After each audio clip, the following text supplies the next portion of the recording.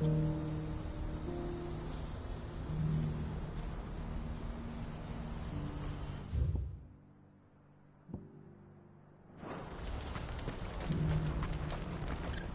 won't find a finer array this side of the strait.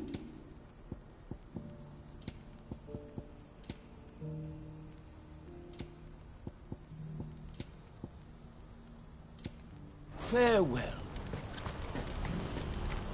Do you see that too?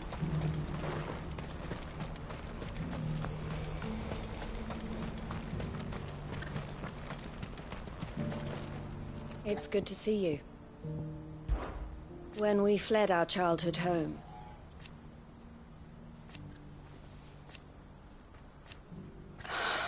I loved him. Did I tell you that was what he wanted? No matter how hard the Dominion, the Crimson, it is our job to... Farewell. I've never seen Miss L cry before. Is Theo really gone then? He's never coming back.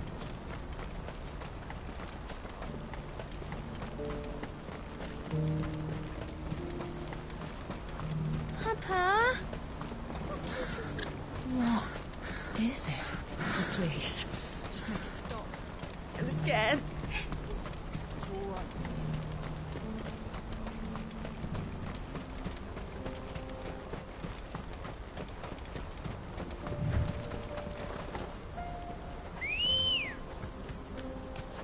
Come on.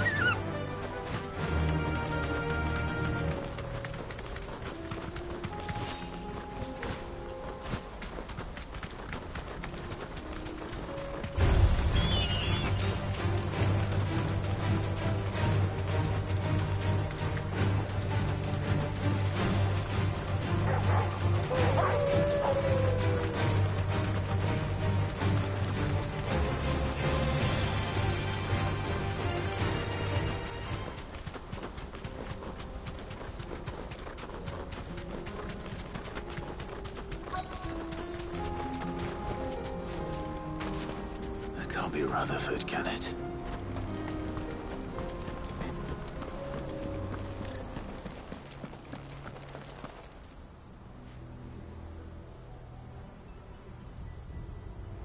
Turncoats and cowards, the lot of you! If it's a fight you want, it's a fight you shall have! Allow me. I don't need your... Please, Field Marshal, oblige him. This won't take long. You're right. It won't. Men, finish him.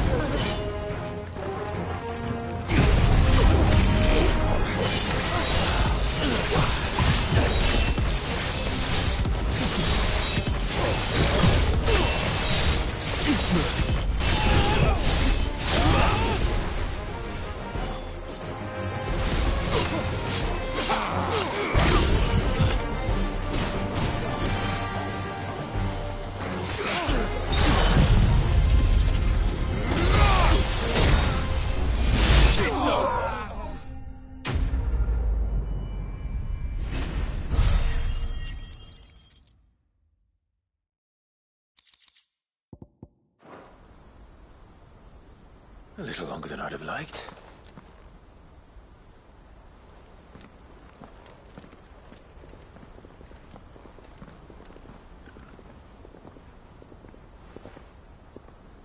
Field Marshal Havel, I presume.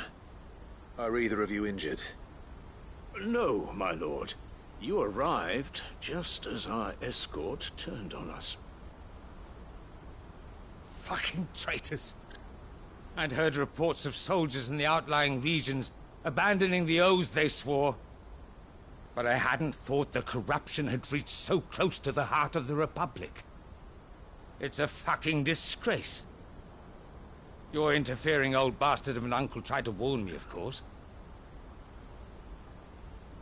My lord Marquis. Or is Sid the Outlaw more to your liking? Call me what you want. It doesn't change who I am, or the urgency of the message I bring. My uncle has a plan to right the realm, and he needs your help to see it through. Before I agree to anything, I'd have you answer one question. What do you stand to gain from all this? I won't deny that I might benefit from further chaos. But I seek a new beginning for all of us. And while the choices I've made may not always have been the right ones, I know I made them for the right reasons. For so long, so many of us have been told how we could live, how we could die, when it should have been our decision all along. Now we have a chance to put things right. But in order to take it, we must stand together. Even if it be beside those with whom we don't see eye to eye.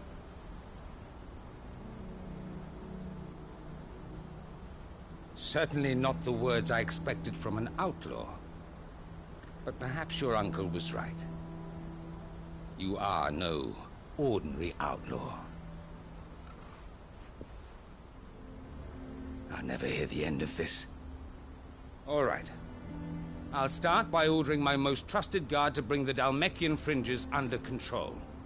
Next, I'll make contact with my counterparts in the Imperial Army and see if I can't convince them to try and restore order in their own territory. Thank you, Field Marshal.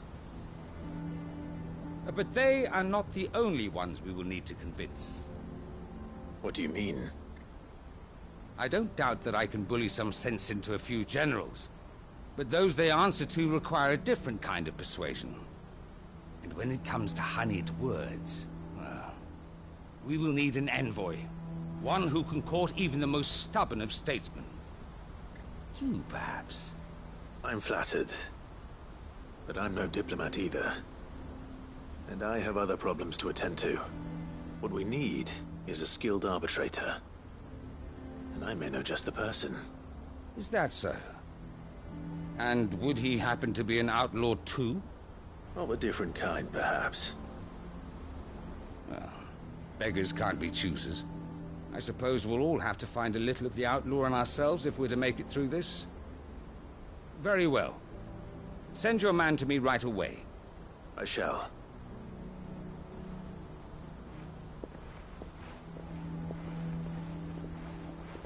My Lord Marquis. Your Lord Uncle bade me escort the Field Marshal to his manor in Port Isolde. And I will see that my associate joins you there. Very good, my lord.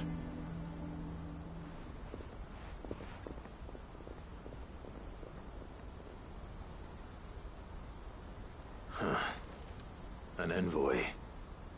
I'm not sure I'm the man to talk anyone round. I can barely convince my brother to take his medicine. No. This is a job for someone with experience. Someone like Quentin. I hope I can convince him at least.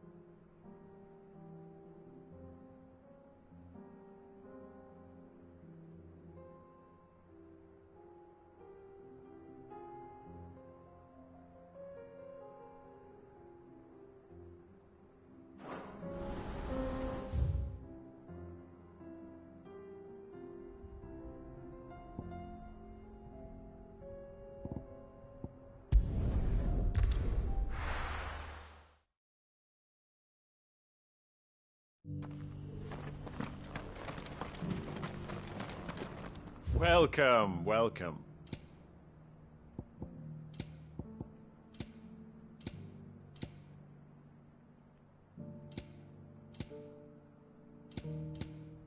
Go safely.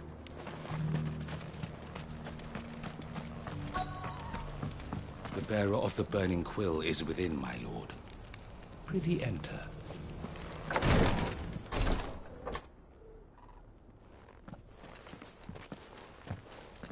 Your Grace, my lord, I trust your journey was not overly onerous. Cyril, you found a letter from Father? Yes, I have it here.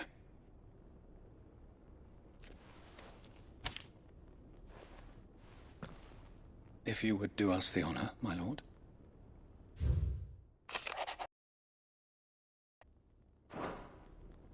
An inheritance. It would seem the late Archduke penned this missive shortly before his passing. The day before we left for Phoenix Gate. What are these plans he spoke of? His plans for the duchy, Your Grace. Your father entrusted them to my predecessor, the former bearer of the Burning Quill, who entrusted them in turn to me. The complete emancipation of bearers is their stated aim. But your father's dream did not end there.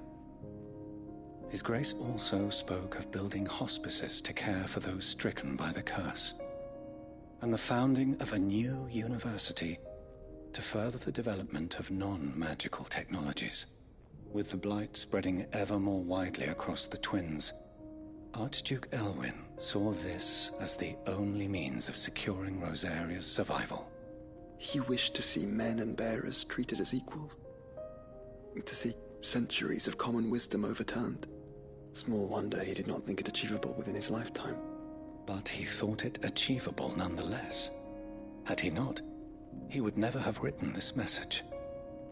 Nor would he have entrusted his vision to his most faithful aides, those who would have stood with you, shielded you from the machinations of the less benevolent personages at court. It's a pity only they are still with us. 'Tis true that those most loyal to your father were the first to suffer the Duchess's wrath. But one at least remains, and she has come bearing gifts. What do you mean? Mayhap it is better that she explain, my lord. After all, the duties entrusted to me by my predecessor extended only to recovering His Grace's will and arranging a meeting with the one who might execute it, or a part of it at least. And where is this woman? She awaits you in the archive, Your Grace. Thank you, Cyril. Shall we then?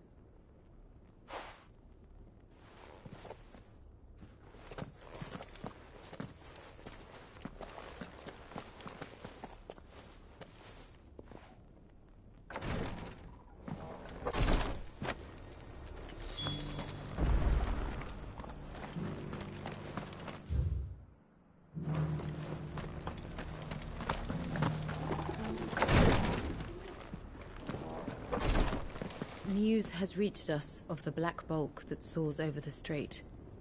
Lord Cyril has ordered our survey teams to investigate it forthwith. It would seem that your battle is coming to a head, my lord. I pray that you and your brother will emerge victorious. May the Firebird's flame burn ever in your hearts, and guide you back home safely. Lord Marquis, if you have a moment. What is it, Cyril? One of our brethren lately journeyed across the strait in order to pursue a new avenue of inquiry in our ongoing investigation. He sent an owl some while ago, but we have heard naught from him since. Was he surveying another fallen ruin? No. The object of his study was a savior cult that has arisen in Ash in recent years.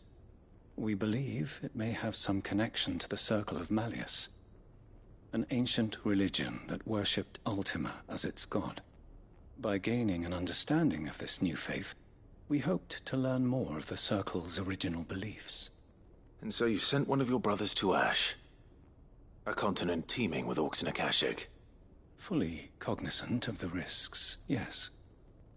I entrusted the mission to one of the most able of our order, the Third Chair, a master of the arts of combat and survival both. Though he has been silent for some days now, I have thus far refrained from sending any others in search of him, lest they be lost in turn. Yet, it seemed only right to inform you of the situation, given your unique experience of the perils of Ash.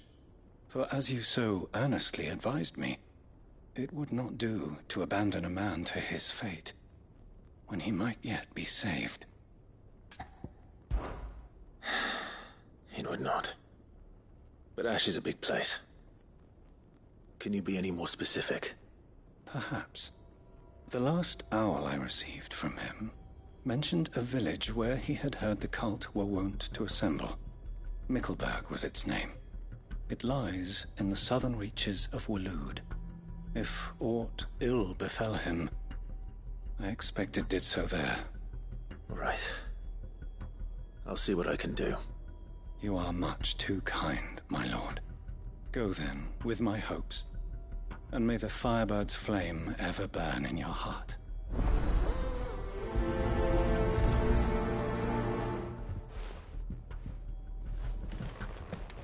If this new faith really is an offshoot of the Circle of Madness, then... Let's concentrate on finding the Third Chair first, shall we?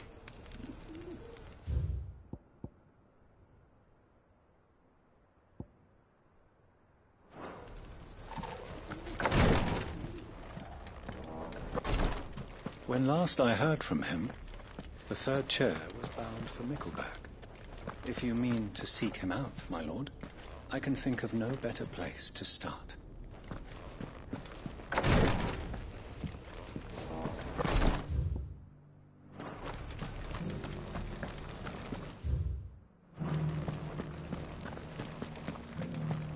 This is the Required Tree, an archive where we of the Undying collect and collate our findings. Fragments of Ultima's true nature surely lie buried within these pages. We have only to unearth them.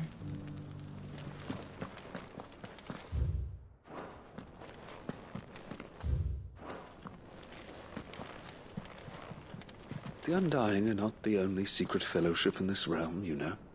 There are others, each working for their own ends.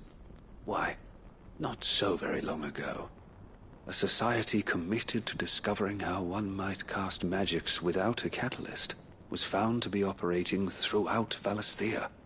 They were denounced as heretics, rooted out, and driven from our shores, never to be seen again.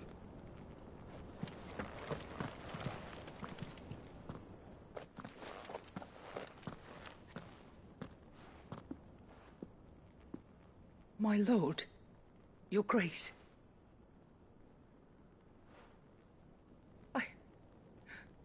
I hardly recognize you.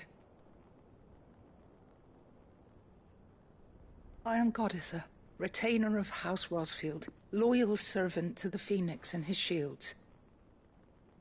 Your father, the Archduke Elwyn, entrusted me with the delivery of a gift. I only hope you can forgive my tardiness in bringing it to you. Lift up your head, Lady Goditha. You have our gratitude for your service to our house and to our father. I merely did my duty, as any proud Rosarian would. My lady, perhaps you could explain a little more? What exactly is the gift you bring? As I'm sure you know, it has long been the custom for the children of House Rosfield to be presented with certain keepsakes upon their coming of age. Indeed it has. Our father often spoke of the day when our turn would come.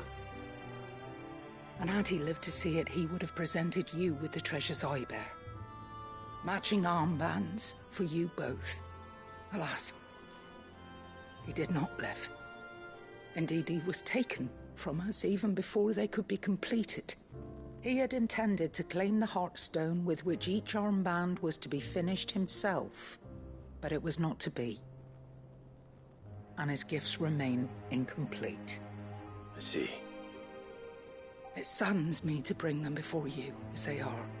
It was your father's wish that you be presented with the finished articles, not these works in progress. But with his grace long since gone, and the stone left unclaimed, I had little choice. You are grown men now, and his house is yours.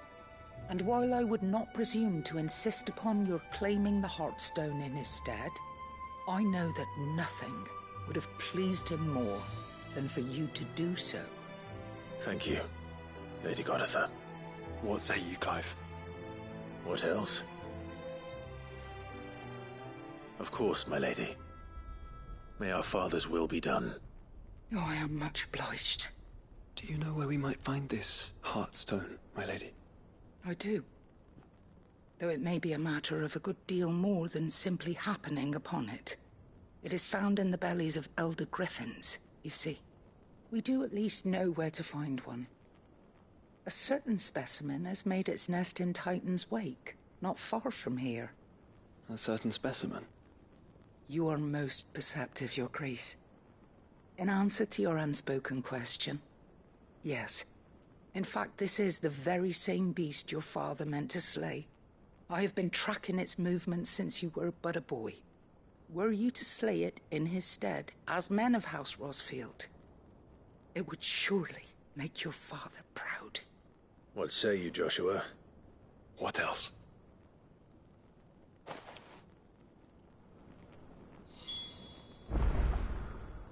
The griffin your father meant to slay is currently nesting in Titan's Wake, not far from here.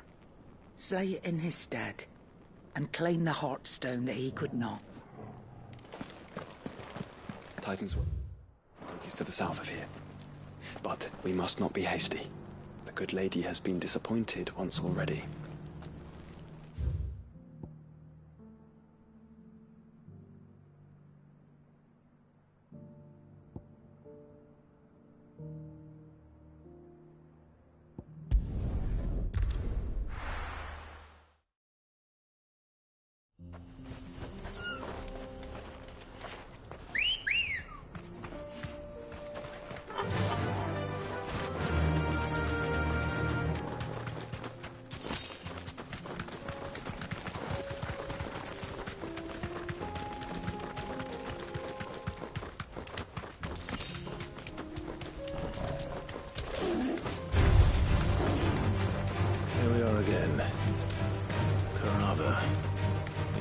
Tortoise Toggle, where would you hide?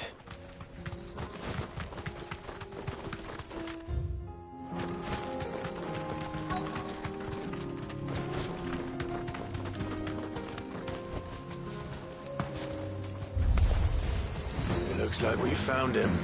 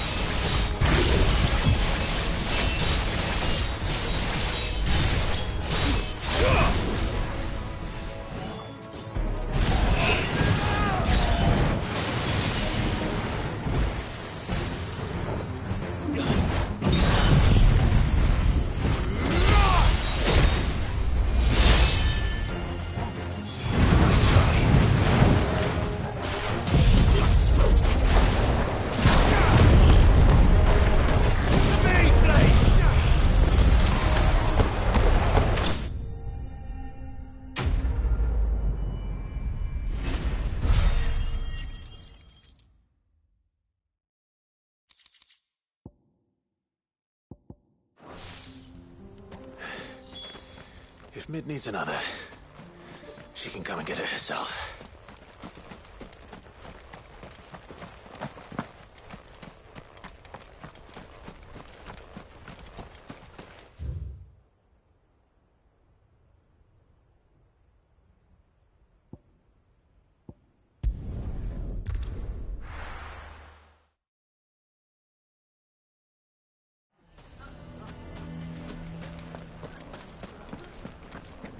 I'm going to go with him.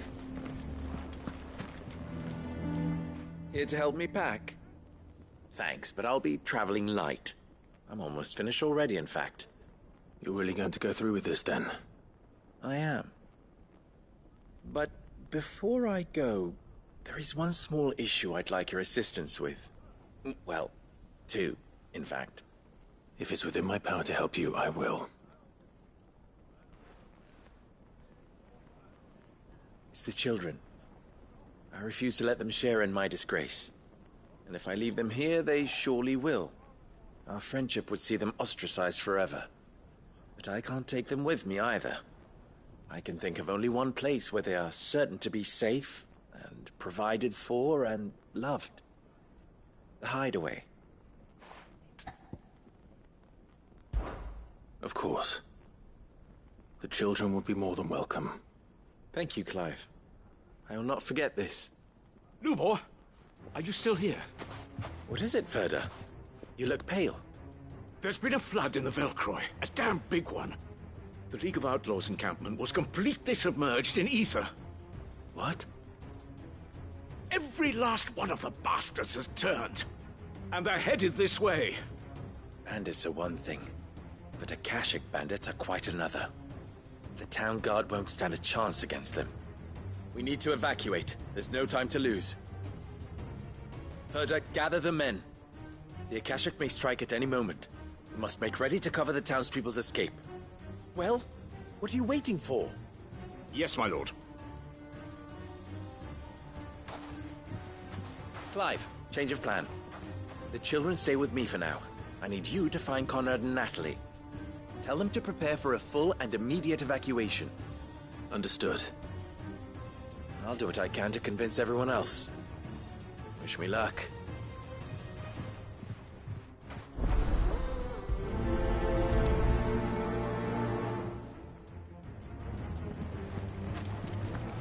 What's an You have to listen to me. They're coming. Why do they always have to make such a fuss outside? What's the commotion?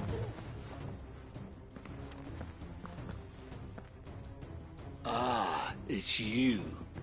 What do you want, Lord Underhill? To pass on an important message. There's been an ether flood out in the Velcroy. The camp where the so-called League of Outlaws were gathering has been swallowed. They're no longer just bandits. They're Akashic now, and they could be here at any moment. You need to begin preparing for a full-scale evacuation right away. Oh, do we? And who was it who gave you this disturbing news, might I ask? Lubor, perhaps? The man spreading the same poison out in the square as we speak. You may believe his lies, my lord, but we know better. But why would he lie about something like this? Some twisted attempt at revenge, perhaps. If he had not been unmasked, he may well have been elected our leader. A great honor for one of his kind. One he might well feel aggrieved at having been denied. Lord Underhill, forgive me, but it has become all too evident where your sympathies lie. Lubor cannot be trusted, and neither, therefore, can you. You may not trust me, but for the sake of your people, ask yourselves if there is any chance that this is true. There isn't. You can be certain of that. Now be off with you. You're making a mistake. Come, Clive. If our words will not move them, then we must find another way to help save the town. You're right. Let's speak to Lord Ferda.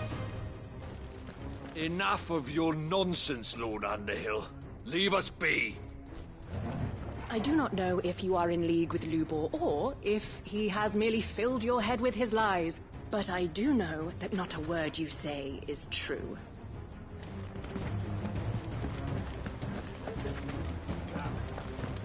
You lied about being one of us, and you're lying.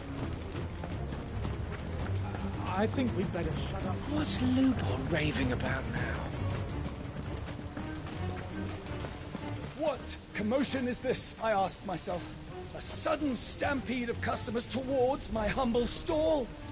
No, it was a stampede of customers away from Lubor's.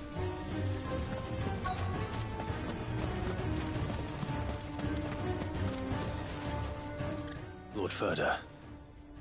Sid, what's wrong? I went to warn Conrad and Natalie about the Akashic, but they wouldn't listen. They've convinced themselves that nothing Lubor says can be trusted. The bloody fools. Which means the town guard can't be counted on for support. But I can. If there's anything I can do to help you defend Dalamil, you only have to ask. I appreciate it. Sid! Further! I've been looking for you everywhere. Victor? I thought you'd left. I couldn't abandon a friend in need. And Lubor is in need at this very moment. Come quickly.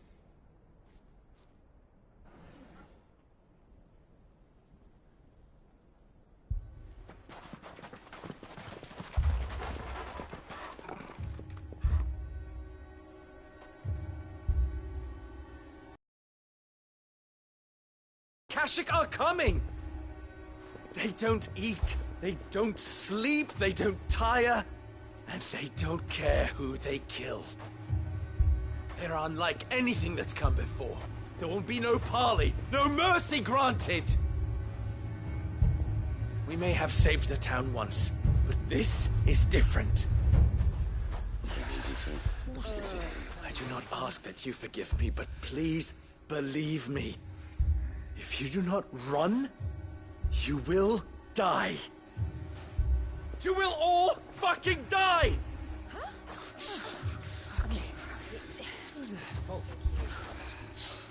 You'd like that, wouldn't you, bearer?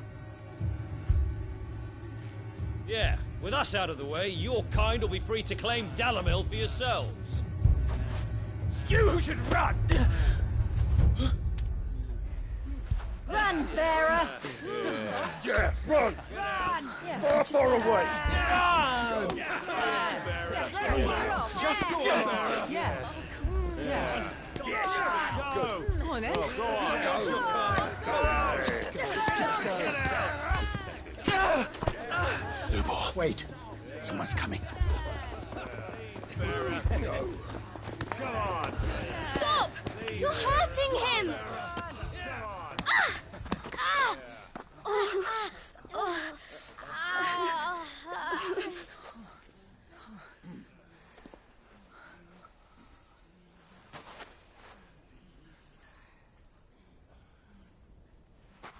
What did Lubor ever do to you?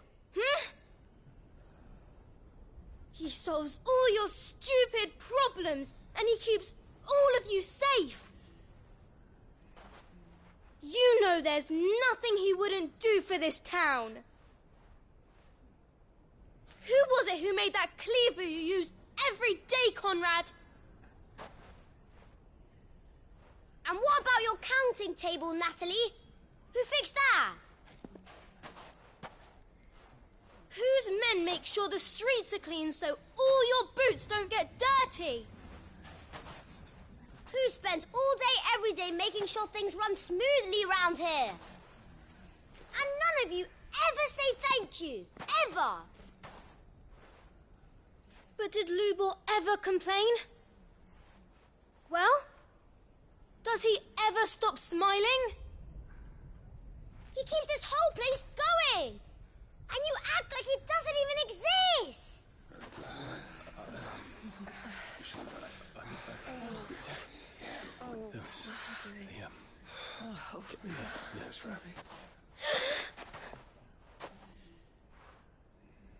Lubor, we've heard enough. Wait! We will not run. The town guard will not abandon the very place it is sworn to protect. And I will not give up for lost the stores that we labored so hard to fill.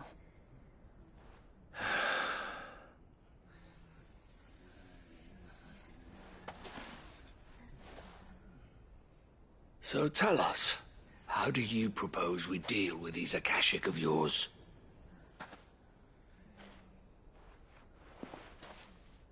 We won't run, but we will fight.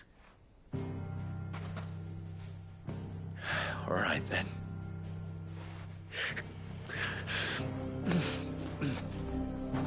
Fine.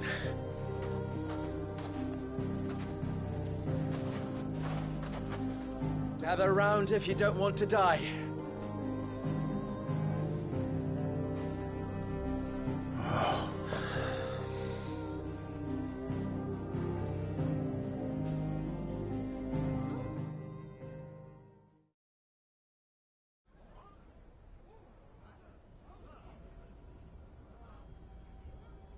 Allow me to explain the situation.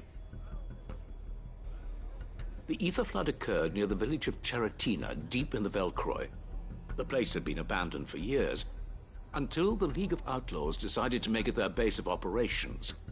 Now they're all turned, and if the scouts' reports are correct, heading in this direction. They are mindless monsters, driven only by hate and rage, and they are utterly unpredictable. With the bandits, we at least knew how and where they were likely to attack. Dalimil will have the bitterest fight it has ever faced on its hands. The town guard will muster at the north gate. The rest of us will take the south. Both forces will provide men to serve as scouts and messengers, ready to spread word of the size and nature of the Akashic force as soon as it is spotted.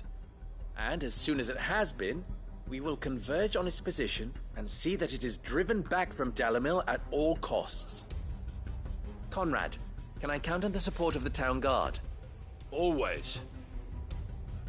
I leave the selection and coordination of the messengers in your hands, Victor. And the command of our men in yours, Ferda. If you would both be so kind. Consider it done. As you wish. Natalie, I would ask that you and your people have the townsfolk barricade themselves inside the bathhouse. And tell the merchant not to waste time securing anything beside the essentials. Preserving life is our one and only concern. As long as we survive, it doesn't matter what trinkets we might lose. Our riches can be regained. And if anyone doubts that, let it be known that the Briar's Kiss stands ready to cover any losses. Very well. I shall tell them. Where do I fit into this plan? Where else but the most perilous place of all? I would like you to travel to the home of our erstwhile League of Outlaws, Cheratina itself. The main host is most likely still there, and Dalimil will not be safe until it is eradicated, root and branch.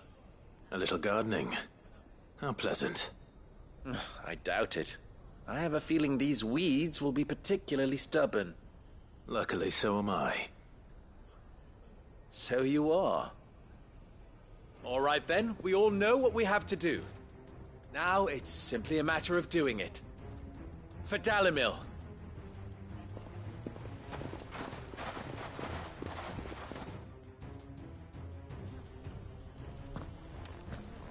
Looks like everyone's ready. I'd better not keep them waiting.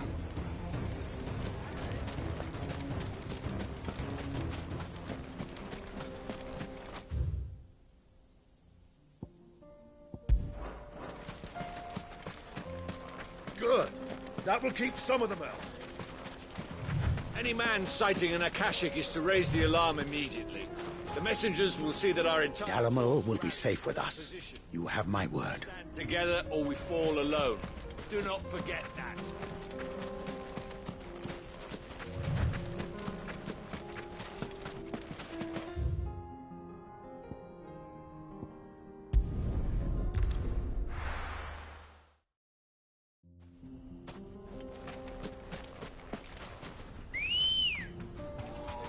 Let's go. Fly, Ambrosia. There it is. The flood.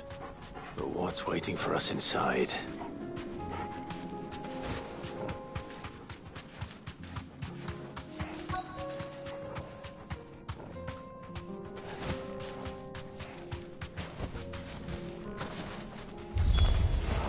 We can't leave a single one alive.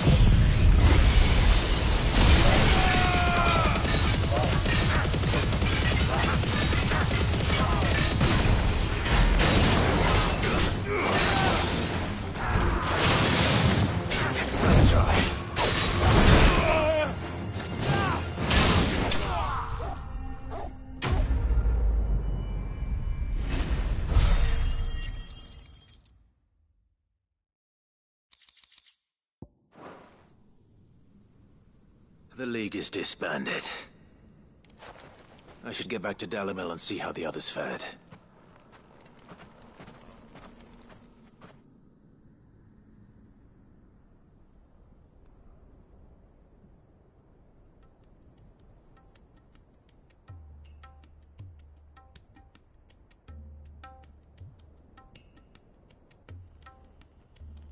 All the Akashic we were able to find have been dealt with.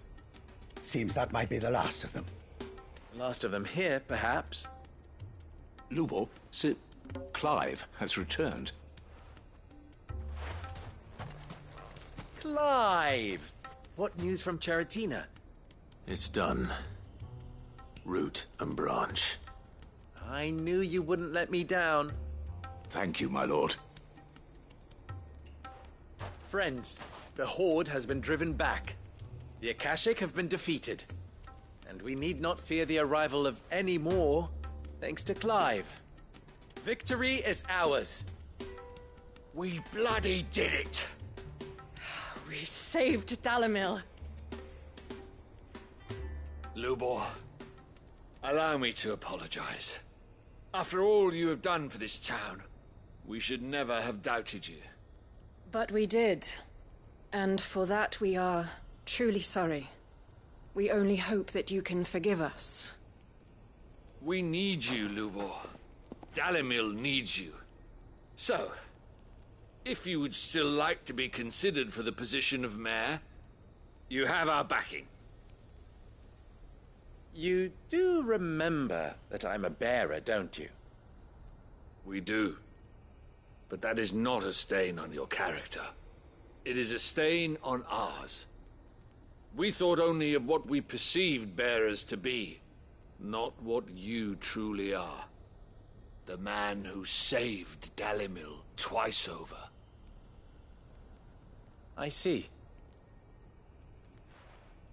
But I will only accept your proposal on 2 conditions. Name them. Firstly, that you will both do everything in your power to rally your people to my cause.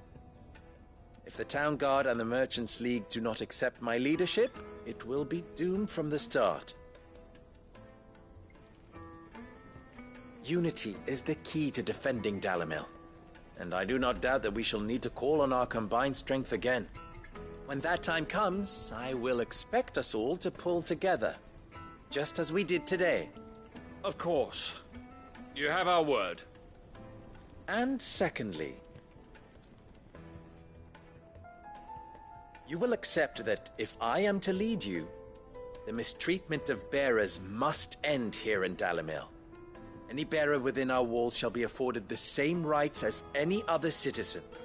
They will not be judged by what they are, but who they are.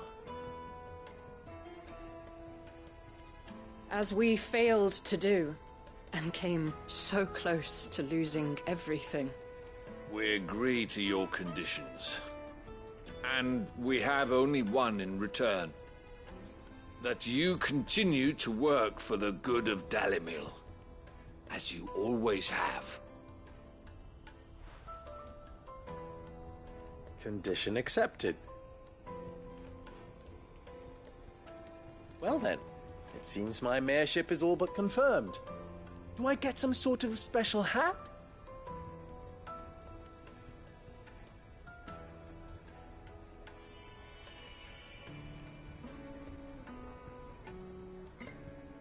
How fickle fate can be. Not so long ago, I had resigned myself to leaving Dalimil in disgrace. And now, I find myself her leader. Here. For everything.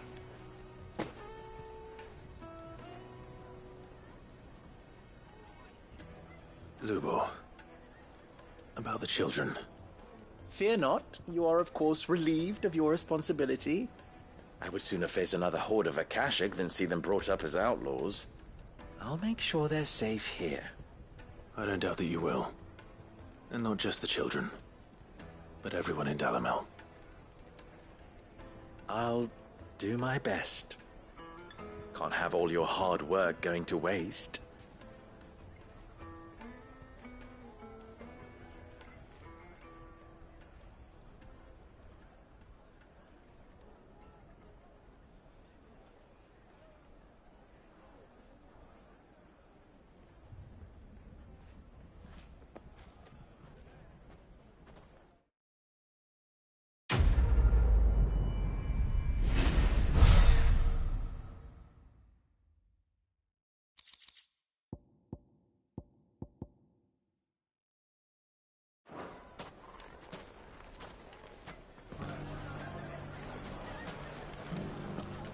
Well, I certainly didn't expect it, but Dalimil seems more united than ever. I'll have to redouble my efforts to bring Costness under control. Can't have Lubor showing me up again. From bearer boy to mayor of Dalimil, how far Lubor has come, and how richly he deserves it. I shall devote my every effort to creating a haven for man and bearer both. Just like a certain someone else I know. Someone to whom I owe a debt of gratitude. I knew they'd change their tune. I knew I was right not to give up on Lubor. He'll make a wonder of them. You mark my words. Aye, he served the town well. And he is a bearer, born to serve. Long may it last. Bearer or no, Lubor saved this town. I spat in his face.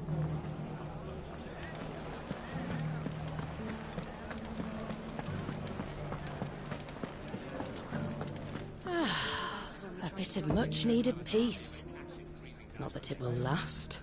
Bearer though we may be, we were Gilbert forced the beast out. never found their way into our cellars.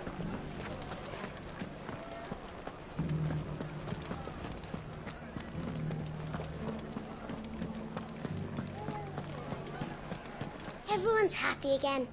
Just like they were before. No, Wrens. Everyone's even happier than they were before.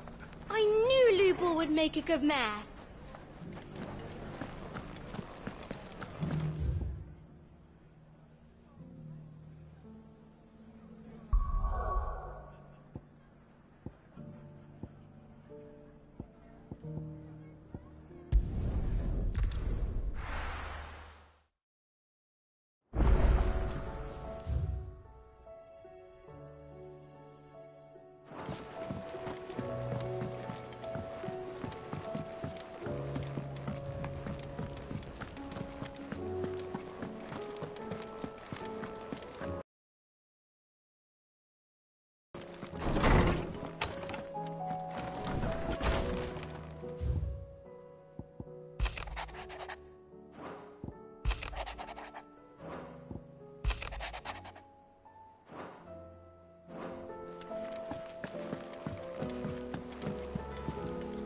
It's not time yet, is it?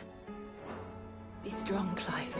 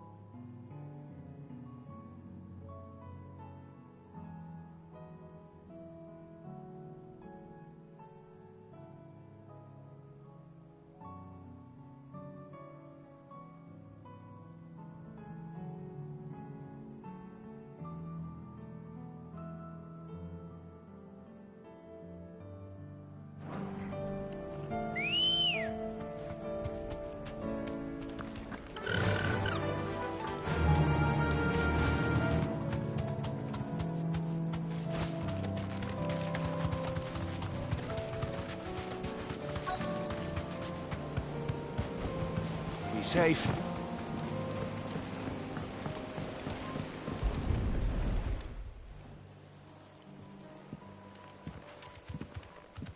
It's still here. After all these years. A lot smaller than I remember. And you're a lot bigger. You might have to swim, boy.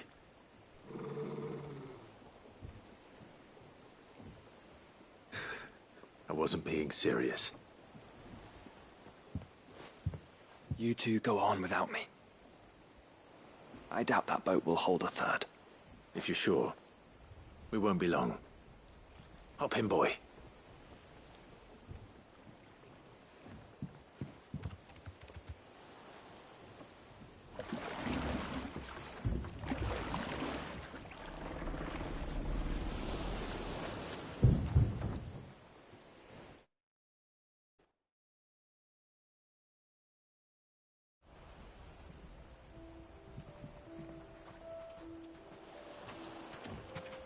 This place hasn't changed at all. The rookery's right through those trees. Come on.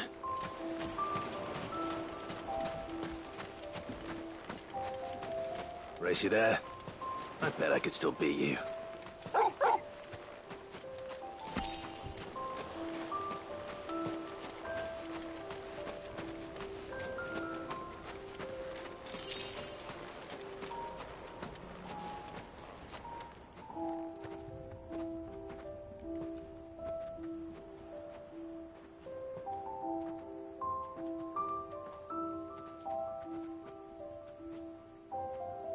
Here we are. This was our hideaway. Wasn't it, Torgal?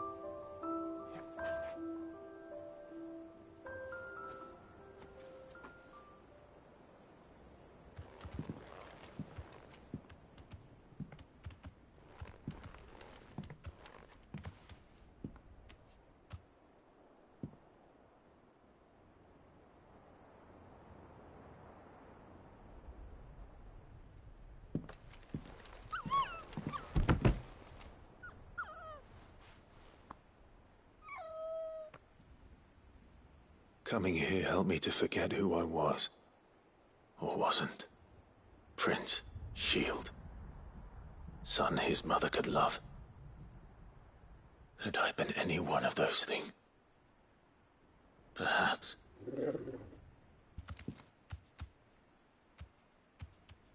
What is it, boy?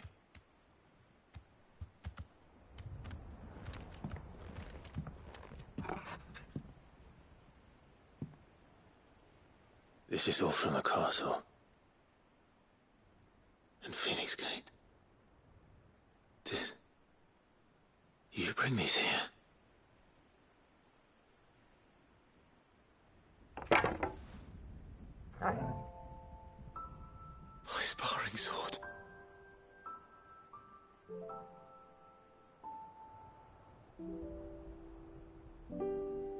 Well, well. You never stopped looking for me, did you, boy?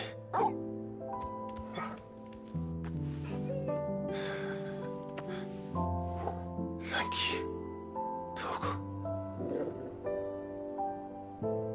For never giving up. For never forgetting.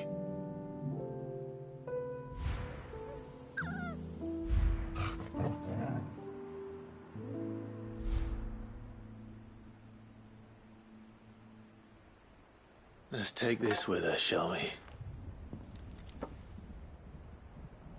So I don't forget either.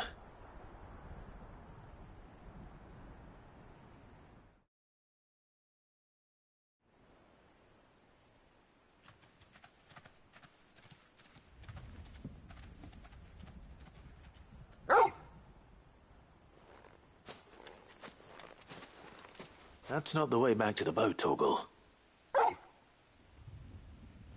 All right. I'm coming.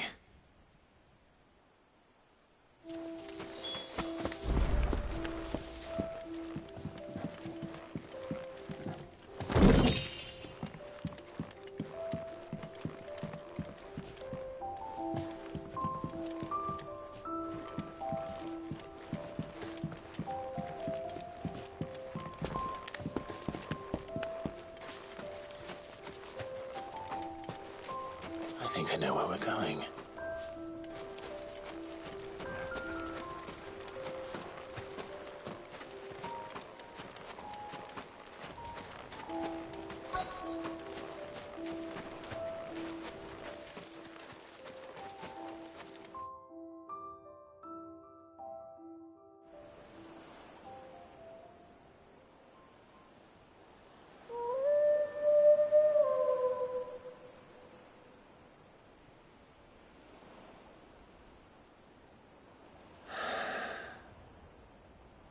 People always talk about the importance of putting the past behind you.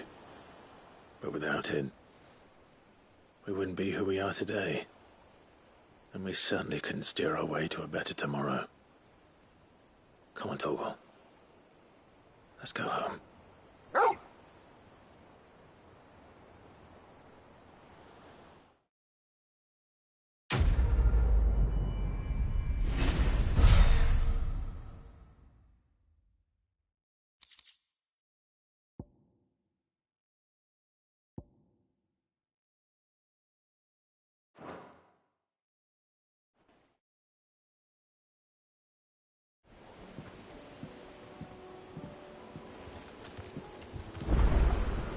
Sorry for the wait.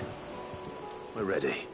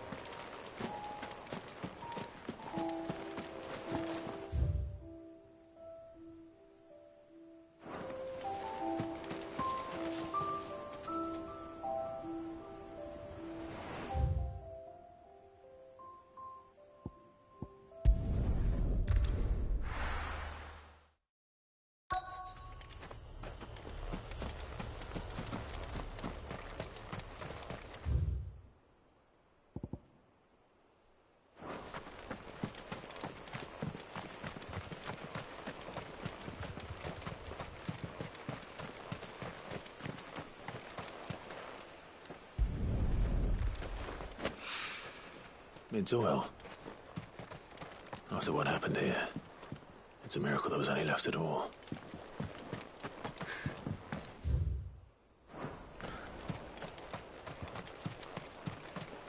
Caution, brother.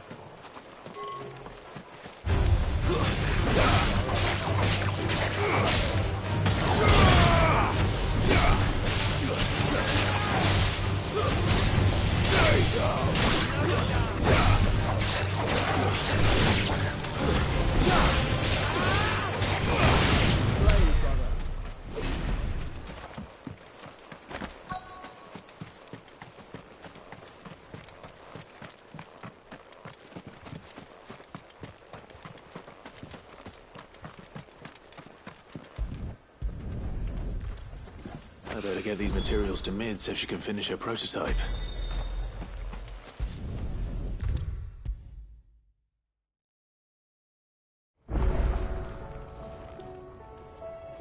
Mid, tell me this is all you need.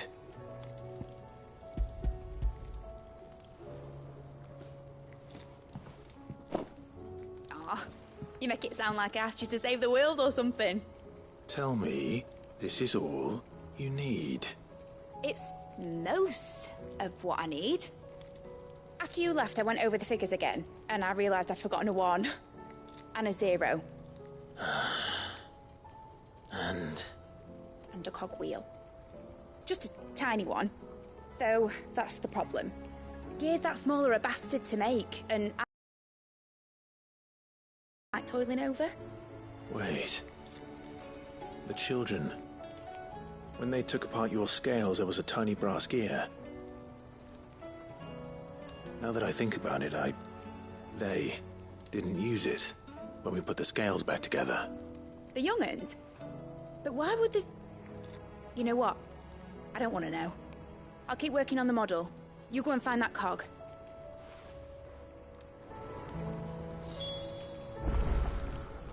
Don't look at me like that, Clive. I already apologised to Blackthorn. Miserable old bugger. Besides, you can't expect me to keep track of every nut and nail floating about this place. It's a mess.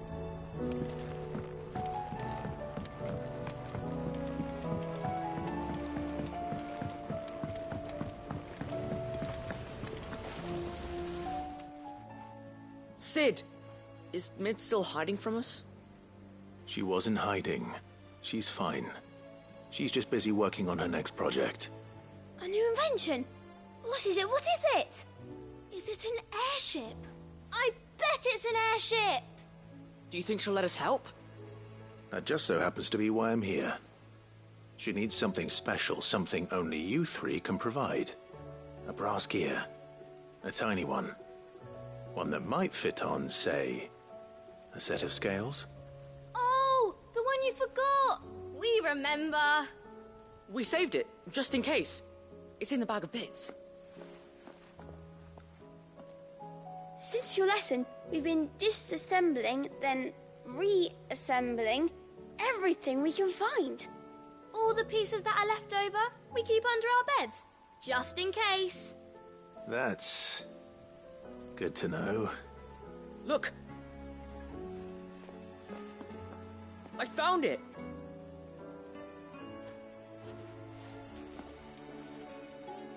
Is that all? Just the gear? We have more parts if Mid needs them. That's all for now. But I'll let Mid know about your hoard. Just in case. Thanks, Sid. Back for another part? We've got screws and bolts and nails and knobbles and noodles and, When you return, would you mind teaching the children another lesson? Has Midadol mentioned a new project yet? Not exactly. She seems preoccupied. Well, did they have it?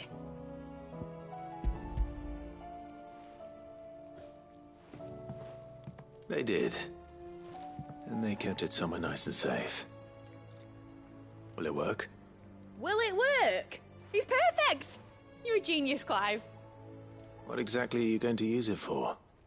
Only the most important job of all. The wings aren't going to move on their own.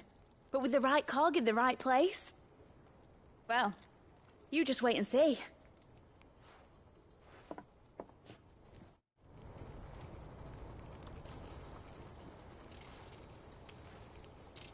That should do it.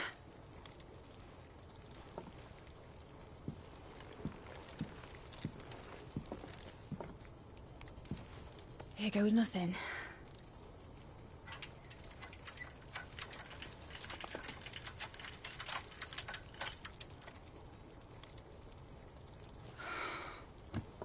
Titan's tits.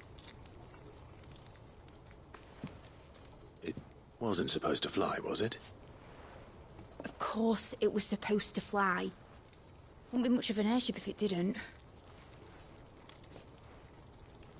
Honestly, these bloody engines are driving me mad. I was so sure this would be the day she soared. The Mithril engine was made to make dreams come true. But maybe this is one dream the world's better off without. Show folk how to take flying. It won't be long till they're raining death down on each other. People will lose their homes, children, their mums and their dads. Like I lost mine. I'm sorry. So am I, Clive. So am I. Sorry that I have to choose. Do I follow my head, or do I follow my heart?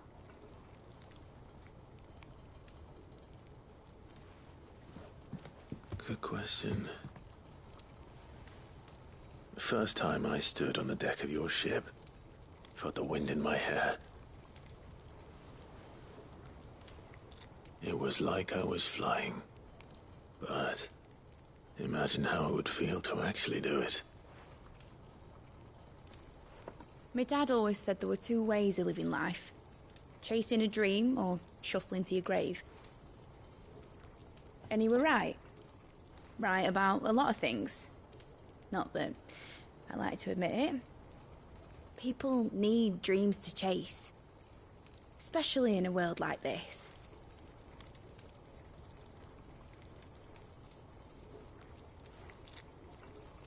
Right. When this is over, I'm gonna take all my mithril engines to Zemeckis and sling them over the edge. I won't have my dream end up turning into someone else's nightmare. But all that hard work... All that hard work will not be used for war, Jamie. But it ain't like it'll be gone. Tell me, Clive, have you ever been on a treasure hunt? Not since Joshua and I were boys. Why do you ask? Because I'm gonna bury the engine schematics and leave behind a little riddle telling people where to find them. A really hard one, so that only the most dedicated dreamers will ever be able to work it out.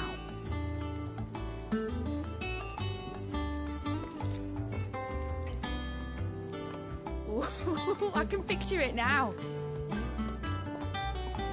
Some daft general squinting at the words with a gormless expression on his mug. Like that one, yeah. Right.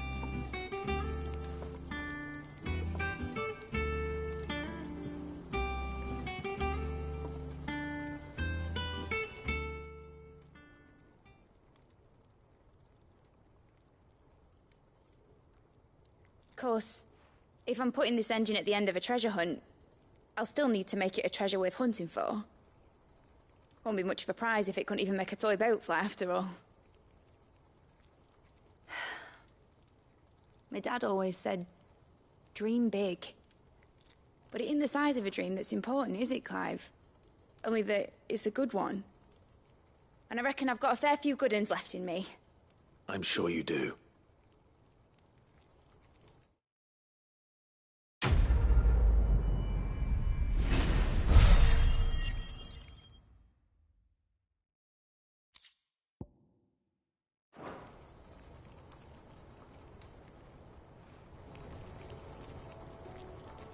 What shall I do with your model?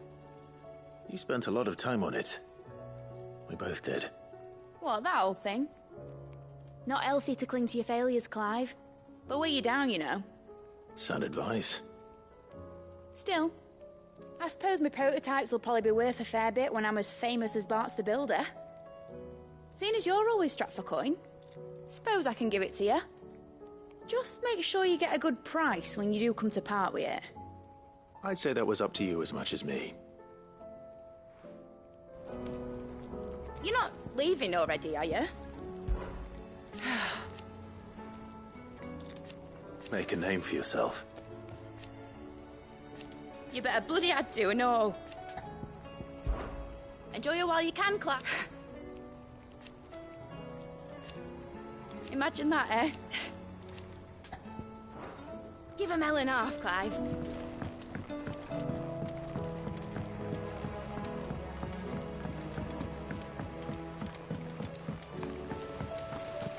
Back for another part? We've got screws and bolts and nails and knobbles and...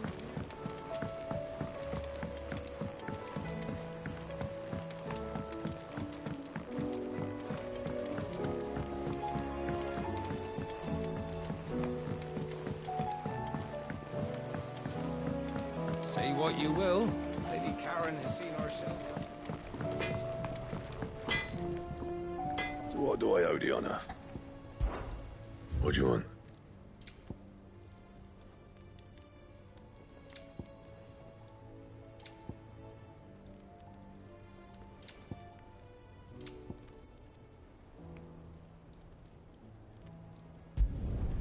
No scratches, all right?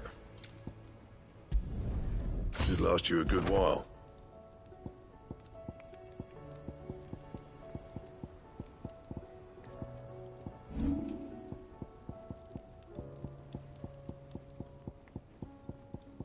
Anything else?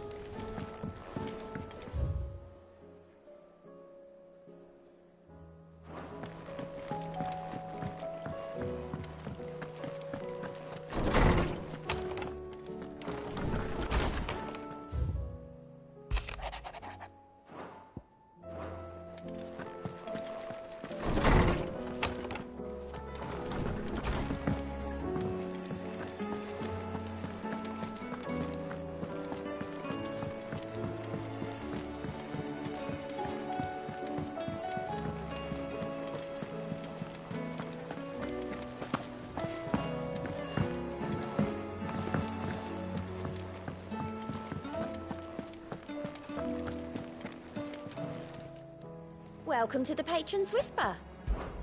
Here's everything we've received and everything promised.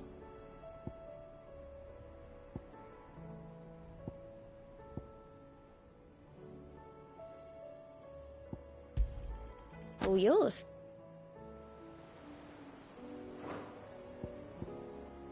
Come again. I may have more for you.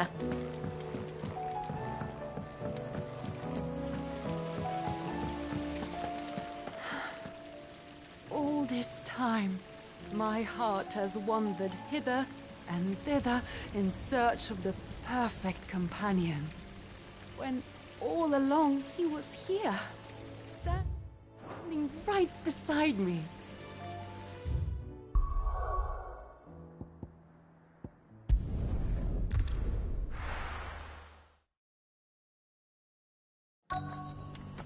Let's hope one of the merchants here has what Gav needs.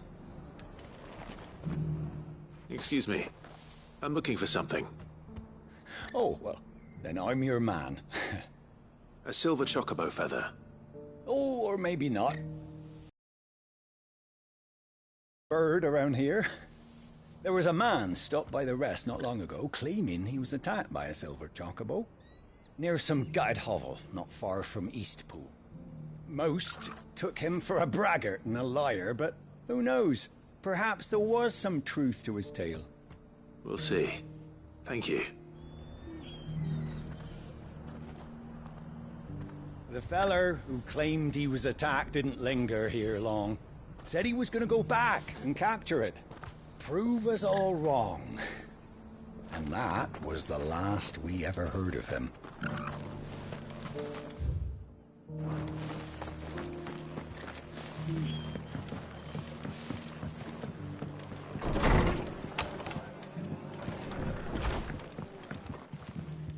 Good to see you. When I was a little girl...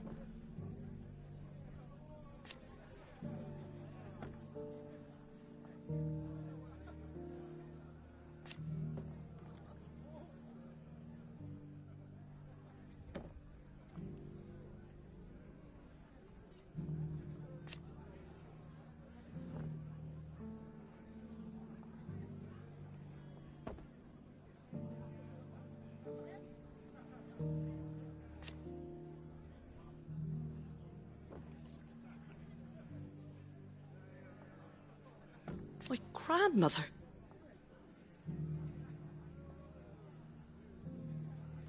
I swore then and there.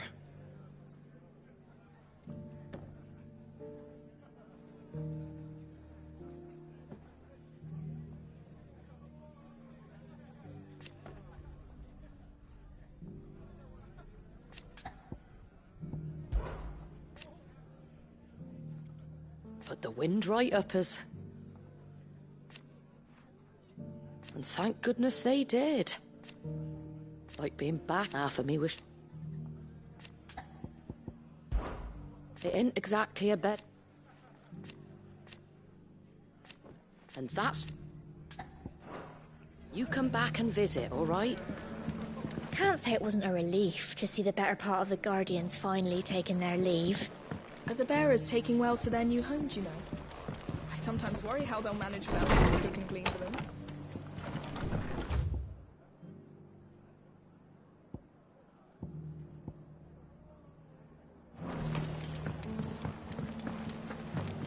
Ah, Lord Rossfield. Don't look so surprised. I expect the Burning Quill already told you that the Undying have eyes everywhere, and mine just happened to be here in the rest. I wanted to thank you, my lord, for all you've done for our people. You've rekindled the fire in the heart of every true-born Rosarian, like the Phoenix. The Duchy shall rise again. Not on any map, perhaps, but in us. I wish you the best of luck on your journey, and may the Firebird's flame burn ever in your heart.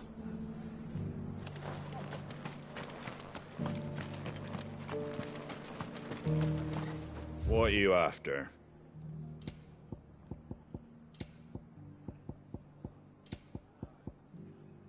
Very well. Just because the heavens have gone to rack and ruin, it don't mean we have to. The world seems to be changing so fast lately I can hardly keep up. But what I do know is that there's more bad news than good. You can tell that just by looking at people's faces.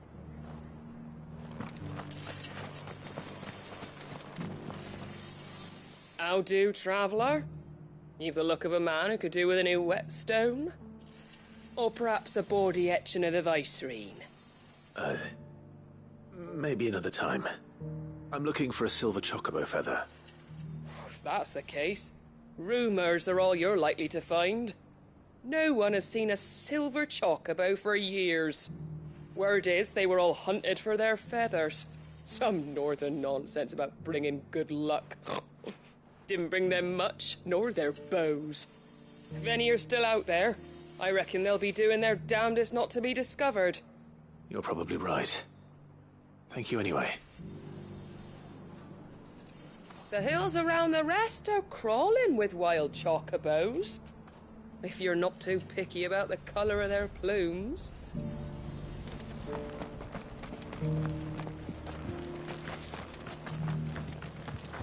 I've got greens Looking of for all shelter, shapes and are you? sizes. Come Colours inside, too. I'll introduce you tomorrow.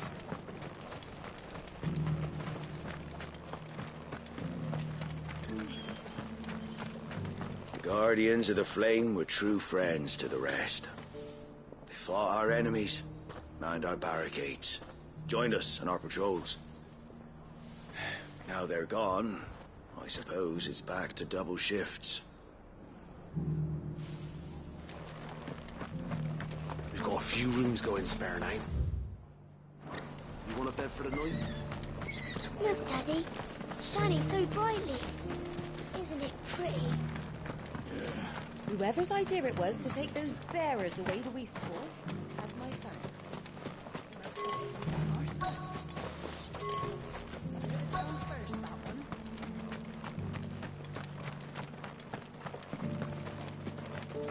I'll build a barricade so sturdy, even a... Can I help you with summit? You wouldn't happen to sell silver chocobo feathers, would you? I deal in fruit, not fancies. But if it's fancies you're after, I suggest you try Rhiannon's ride. Was a silver chocobo seen there? Oh, yes. If you believe the ravings of a madman. It wouldn't be the first time. A silver chocobo sighted in the hills near Rhiannon's ride. It sounds almost too good to be true. But since I'm already here... Every few years someone comes along claiming they've sighted a silver bow, but the truth of the matter is, there ain't no such thing. You'll find nothing but bloodflies and bandits on Rhiannon's ride. Mark my words.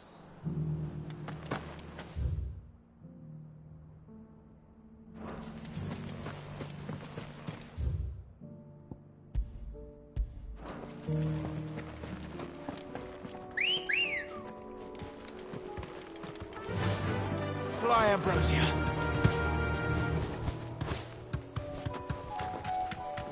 Can hardly make out a blooming thing.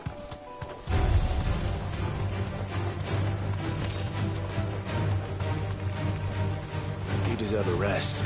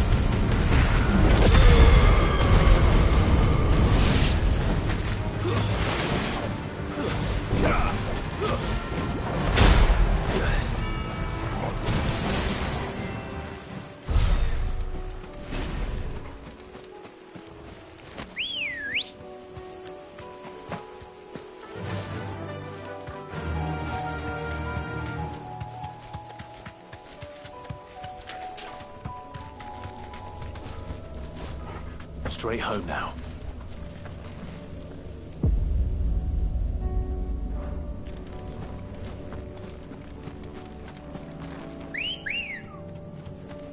Good girl.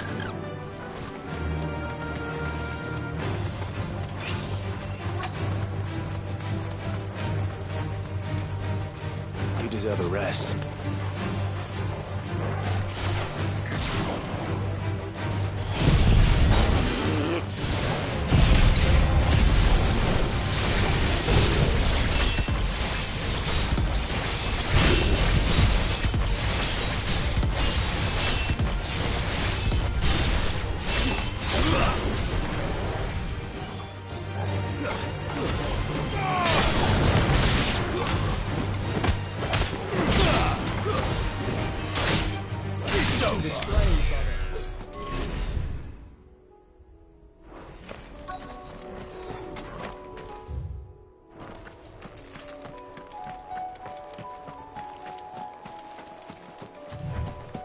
Tracks.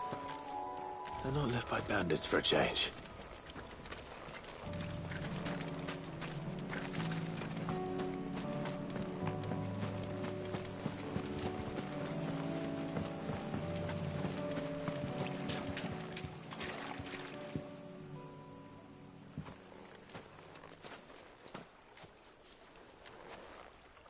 More tracks. And these look fresh. The Chocobo was here. And recently. Perhaps it still is.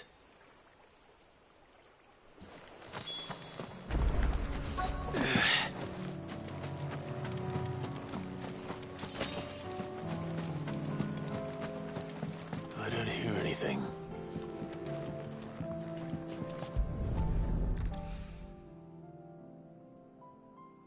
Well, I'll be damned.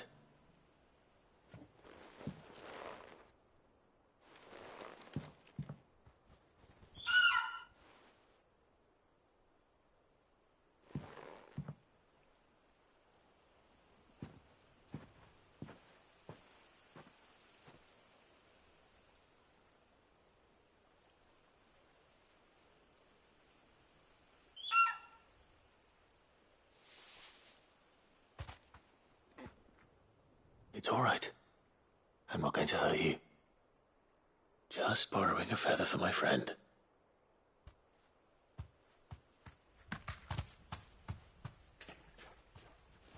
Thank you. Let's get this back to Gav before they...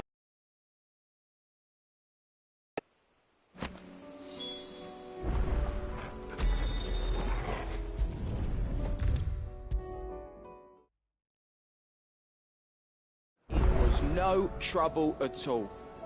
Still, I appreciate it.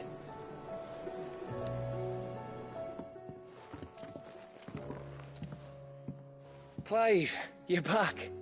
How'd you get on? Any luck? Any luck, you say?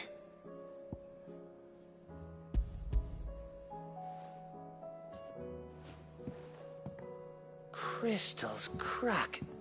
Is this what I think it is? Where in the hell did you find it? It's a long story.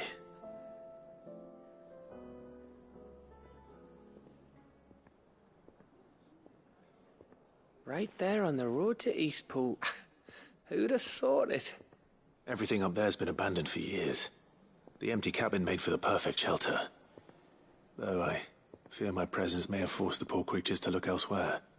Don't blame yourself, Clive. The Blight's right on Eastpool's doorstep. They'd have had to move on before long, even if you hadn't have turned up. They'll find a new home. Trust me. After all, that's what us endangered animals do. Anyway, what matters is, you managed to nick us one of their quills before they could run off. And now all that's left is to fix it to the carving. I didn't know you could carve. Reckon there's a lot you don't know about me. Like the fact I'm as good with a whittling knife as I am with a sword. And that bone Ember gave me's a dream to work with. What did you say it was from again? An Avis? But it weren't your Avis, Sid. I slew one of my own at last. So all those long nights in the pit finally bore fruit. I'm proud of you, Ember. Don't speak too soon. I ain't done my trial yet. There we go.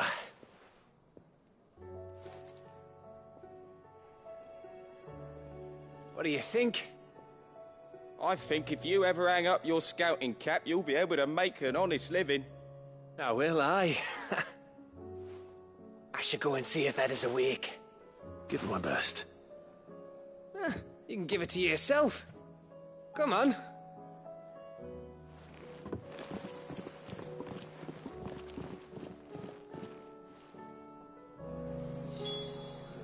I don't want Gav to give up being a scout, honest.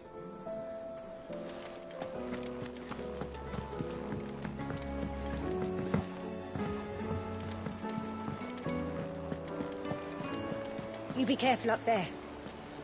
But if you happen to snag your britches on anything, be sure to bring them back to me. I'll get them patched up right away.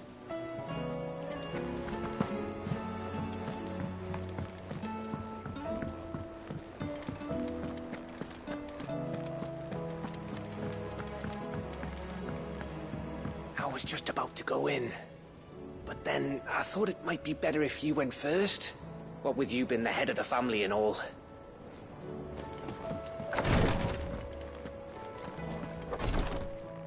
Feeling ill? Try to stay out of trouble.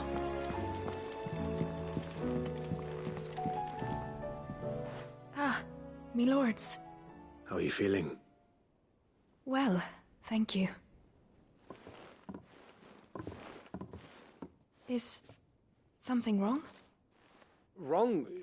No, nothing like that. What it is, Go on, please.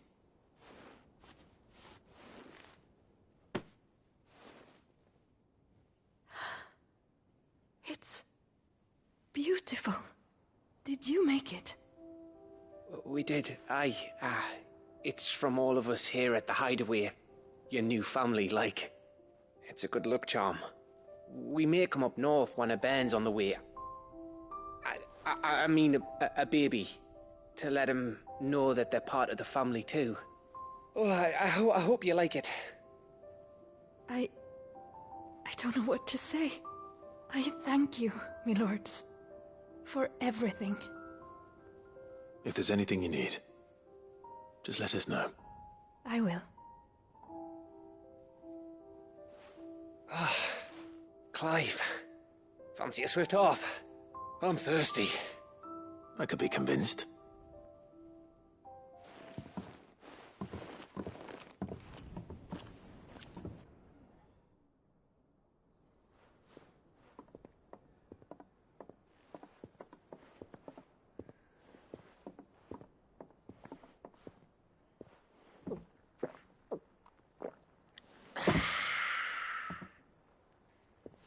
Don't you think you've had enough? No, we're celebrating. I'm gonna be a father. I think Edda might have something to say about that. You know what I mean. Bit of light in these dark times.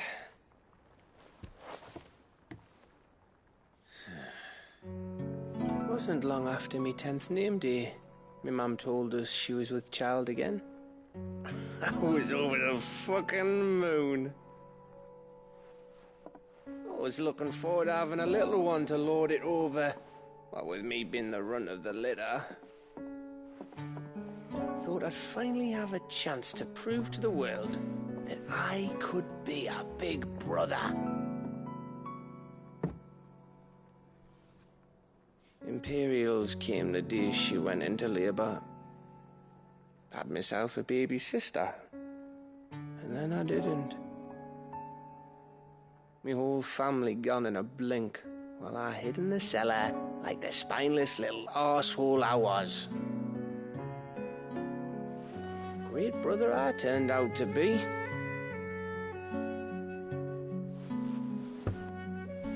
I'll never be a leader.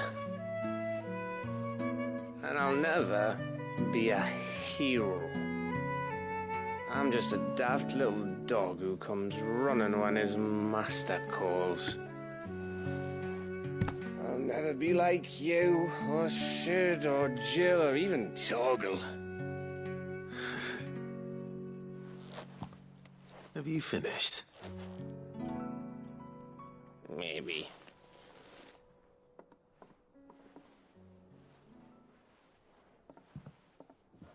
Do you know why you're our best scout? Because you don't need anyone to hold your hand. Without your resourcefulness, your courage, your determination, I don't know where we'd be. Maybe hanging off a cliff like, That was only the once. Exactly. You learned from it. And here you are, after Founder knows how many missions, stronger for everyone. And let's not forget Rosalith. Who was it who freed me from the dungeon? Who was it who ran to Jill's rescue? That would be me. Because you're our brother, Gav. My brother.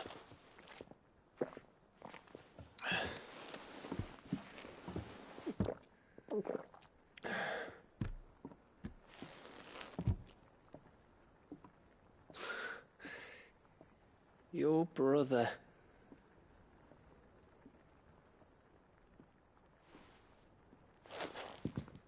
Which means that when the time comes, I get your room. And your sword.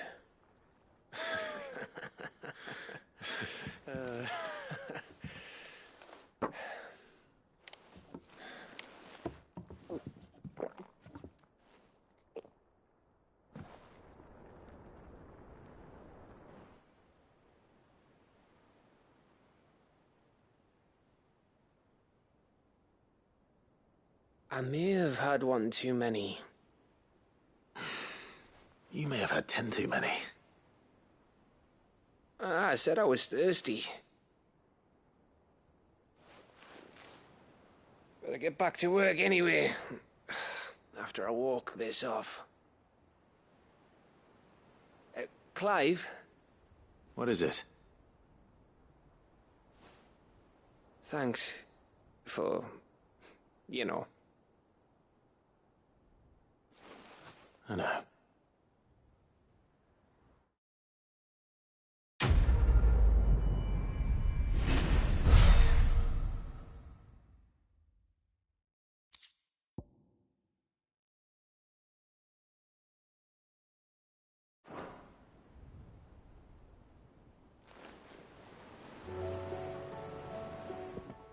One of these days.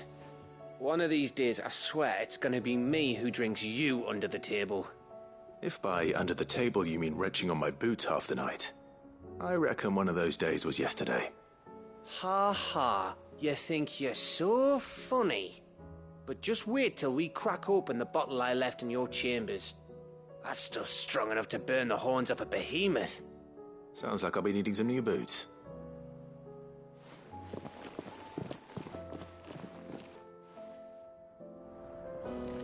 Do you think they'll come back? Of course they will. It's just a big crystal.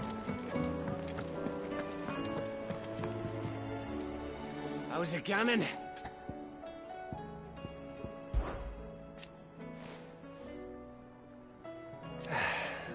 But over time...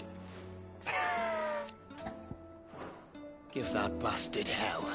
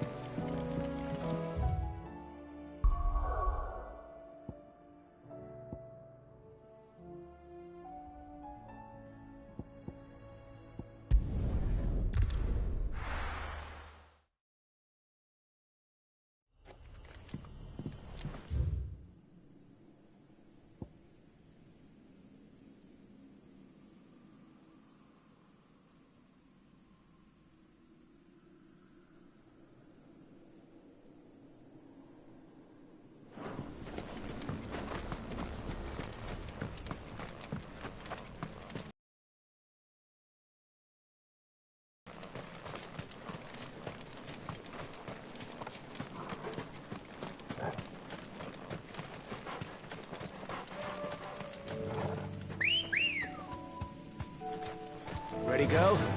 Fly, Ambrosia.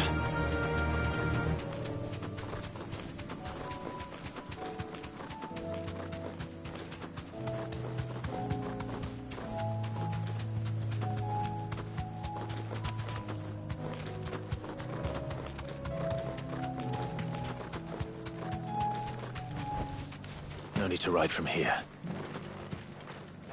I made sure our fallen comrades were laid to rest. And they can rest easy, knowing that their sacrifice wasn't in vain. That justice was done. As for us survivors, well, we've just got to keep at it. Keep the family together. For their sakes. We may be bruised, we may be battered. I'd have followed Quentin to that manor if I could have done, and I'll keep following him now. Wherever that surly bastard cares to lead us.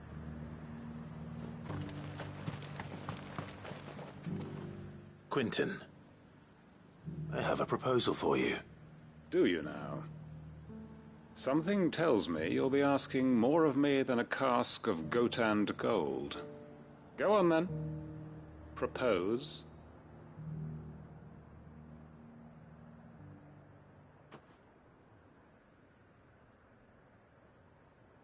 You'd have me convince the chiefs and chamberlains of the realm that they should simply swallow their pride and do the one thing that has proved impossible for thousands of years.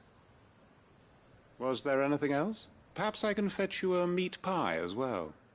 I know it's a lot to ask, but I can think of none better suited to the role. And you'd have me give up what little I have left to do it. I told you, Clive. The people of Lostwing are my family, and I cannot abandon them. You'll have to find someone else. I'm sorry to hear that. So am I. And why might that be? What he's asking. How's it any different to what you've done so far? They want you to speak for those who can't speak for themselves. That's what you do best.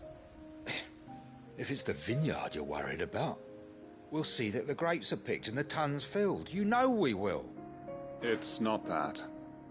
Then what is it? You said yourself we're family. Don't you trust us? You know that's not what I'm...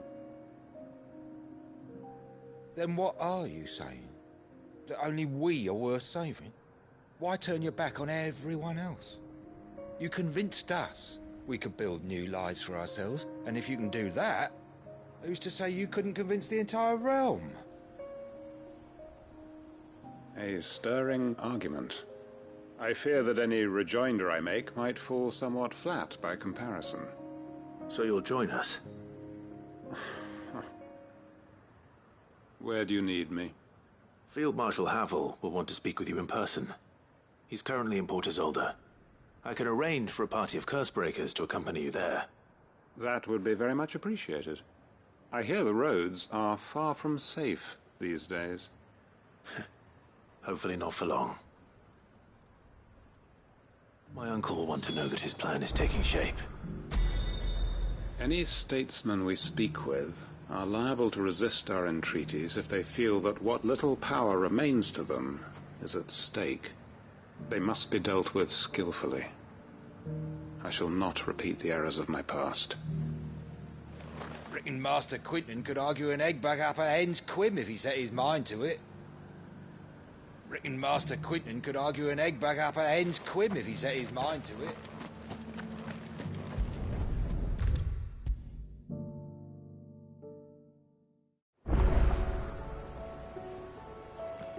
Uncle, I bring good news. The Field Marshal has agreed to your plan. Ha! Of course he has. I didn't doubt you for a moment, dear boy. Rutherford is accompanying him back to your manor in Port Isolde as we speak. They will await your return there. As will one other. One other? Who, exactly? Lord Havel was concerned that even if he could get the realm's armies to agree to an accord, he might not be as successful in convincing those with political power. He asked if I might have a solution, and I suggested a certain Imperial Lord Magistrate turned Liberator. One of your co-conspirators? Master Quinton would probably call me one of his. But yes. Another outlaw, then. Just the thing we need to put these rotten politicos in their places. Good thinking, Clive. I'm glad you approve. The more the merrier, eh? Uncle, assuming Havel and Quinton can solve our problem with the armies, you still haven't mentioned how we might manage the grain shortages. Oh, don't you worry, my boy. The 7 high houses will be seeing to that. They have all agreed to make the most generous of donations. Oh, of course, it did take a little persuasion, but luckily I had some unexpected help. From who? Why, you, my boy. Rumor has it that you rescued the Lady Ariane's head steward Rockford from a horde of bloodthirsty bandits. It was more of a handful. Well, the old battle axe was so pleased. She had a shipload of talents delivered to my private docks by the next new moon. And when the other houses saw the parsimonious old crone's purse strings finally loosen, they as good as tripped over themselves in the rush to follow suit. I'm happy to hear it. Now, I must be getting back to the manor. Join us there at your earliest convenience, would you? Of course, Uncle.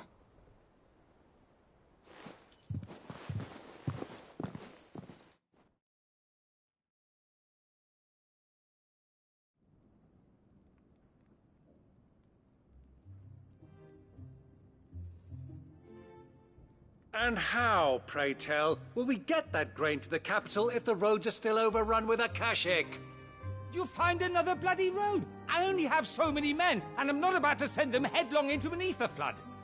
That is, unless you'd have them turn as well. Well, I'd certainly eat less. Says the man with a belly bigger than a band of curls.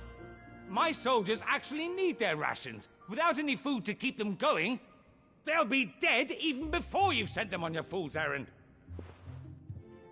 If I may, gentlemen, perhaps I might suggest an alternative approach. Though supply routes are indeed disrupted, there is no shortage of ships. Indeed, they bob away in every bay from here to Randalar, awaiting a safe haven. Allow them to make port and fill their bellies full of grain. And once those who crowd the cities are fed, ferry the displaced back to the countryside to work the fallow fields. But I'm sure that you wish to continue your discussion. Forgive the interruption. 2 such firm friends as yourselves need no help from the likes of me. Rutherford spoke fondly of the great bond between you. Us? Friends? I can't stand the man! Clive, I'm beginning to question the quality of the company you keep. And what kind of company were you expecting him to keep? The man's a criminal! Criminal? How dare you? You are not fit to breathe the same air as this fine, upstanding young gentleman. Upstanding? He calls himself Sid the Bloody Outlaw! Once more onto the breach.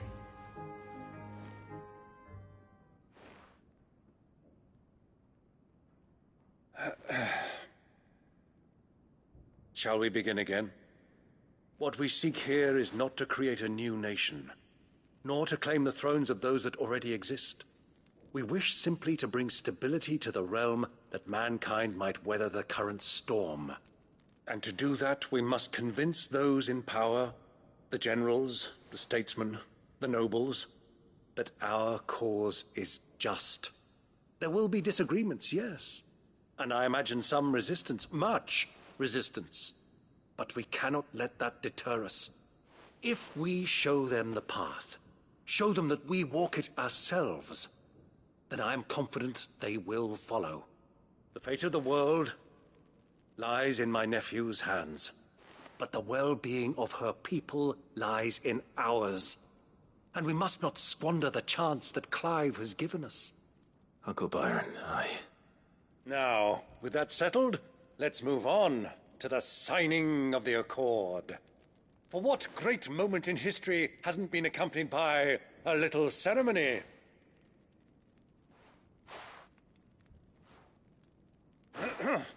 Citizens of Valisthea, I present to you the Triunity.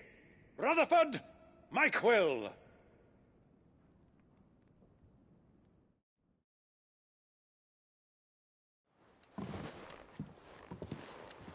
Well, my boy, the stage is set. That it is. This is the role you were born for. Now I ask only that you trust in the talents of your supporting cast. We shall play our parts to the best of our abilities, that you might have the opportunity to shine. The realm needs its Sir Crandall. And there is no better Crandall than you, Clive. I want you to keep this signed accord as proof of our faith in you. I will.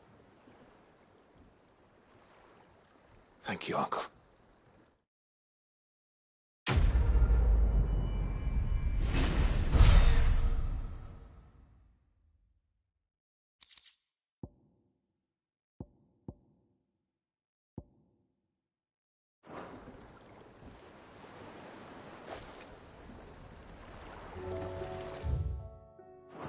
Sorry, can't take you where you need to get to, but the Argo and me will be waiting when you get back.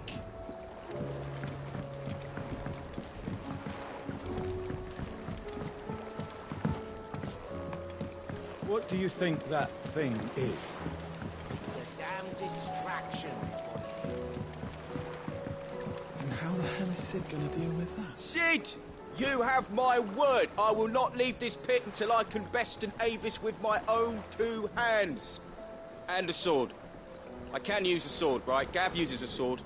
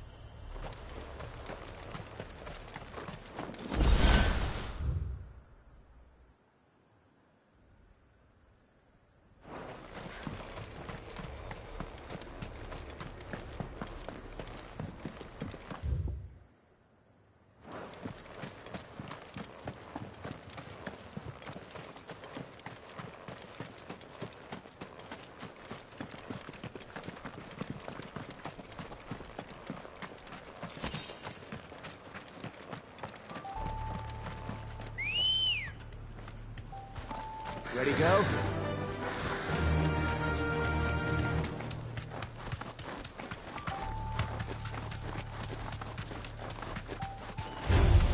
All right.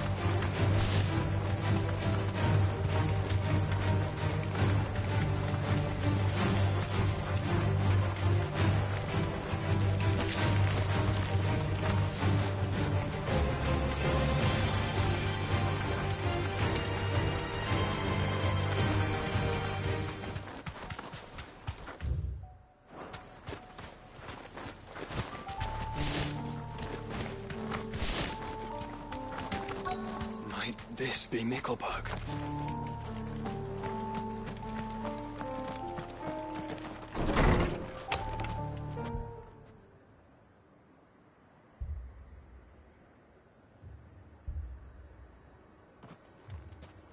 These people aren't turned. And the village seems safe enough at least.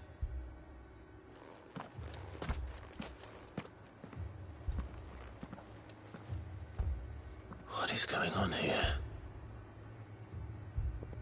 Ah. Did you, too, heed the call? Heed the call? No, I came here looking for someone. To be honest, I wasn't sure I'd find him here. Let alone all of you.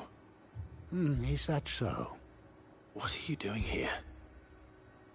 Is this where you live? It is my home. The others, they heeded the call. You keep saying that. What do you mean? They came here to perform the rite, just as King Barnabas instructed. This village is their altar, where they shall cast their souls upon the gentle waters and give themselves to the Lord. give themselves. Oh, Lord, cleanse us of our sins.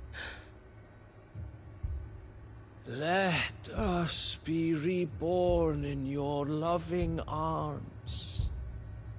Free us from the torment of this mortal realm. They want to be saved. Forgive me, but did another foreigner like me come here? He was probably wearing a cowl. You mean the traveler from Storm? Yes. He's staying at my house, toward the rear of the village. Thank you. If you don't mind, I'll go and greet him. They seek the same salvation Barnabas did. At least the third chair still lives. Let's go and find him. Your friend with the cowl has been staying with me. Please, make yourself at home too, traveler.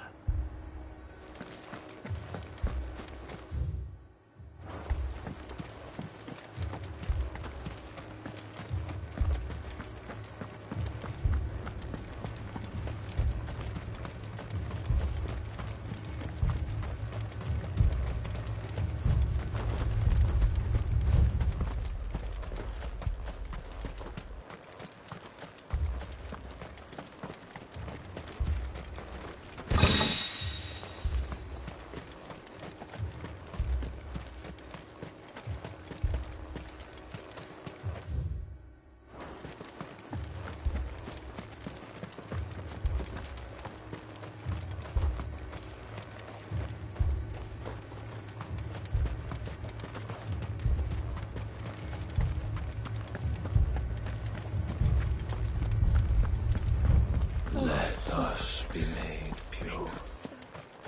Let us be made divine.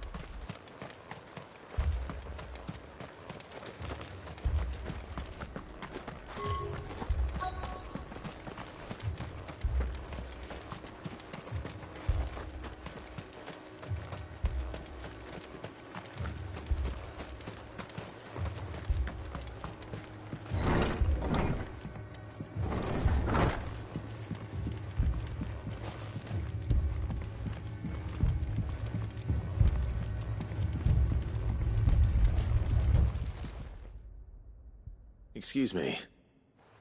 Are you with the Undying? I am. And so it would appear, are you? Lord Rosfield, if I am not mistaken. That's right. And you must be the third chair. I am. Cyril was worried for your safety. He sent me to find you. Then I must apologize. I did not mean to trouble the bearer of the burning quill. Much less you, my Lord Marquis. He said that you had failed to report. Is there a reason for that? I came here to study the followers of this new faith. But the more I learned of them, the more my own faith began to falter. You have seen them at their prayers, have you not? They devote themselves to the veneration of their Lord with a fervor I have never seen before. Praying night and day that they might be rid of their wicked wills and reborn in their Saviour's light. Not that they might be granted respite from their worldly woes, but so that they might continue to serve him. Serve him with all of their beings. I, too, swore to devote my life to the service of my Lord and Master, but this...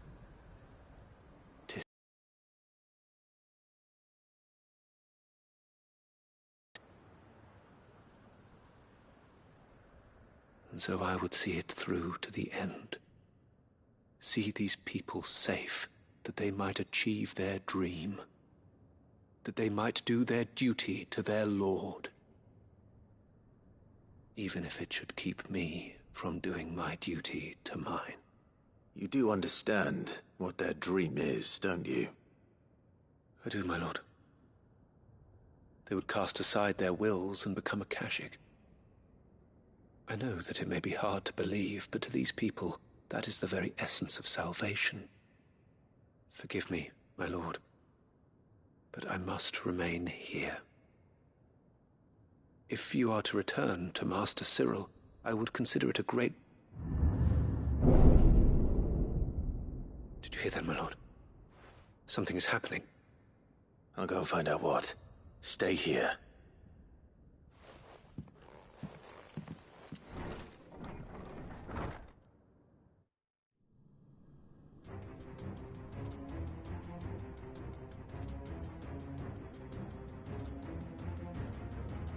An ether flood. Oh no. There must be something I can do.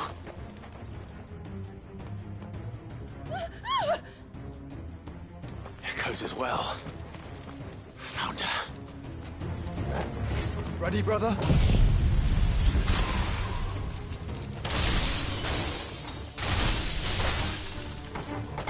Ready.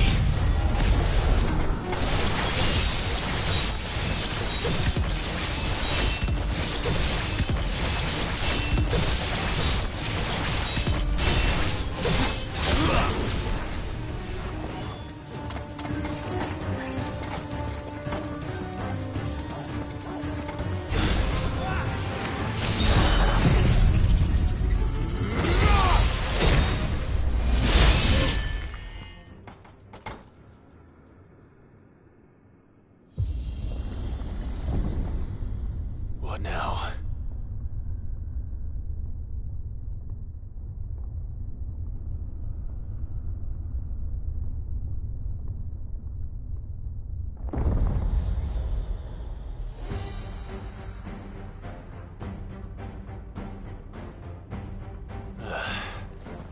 We meet again. I've killed your kind before.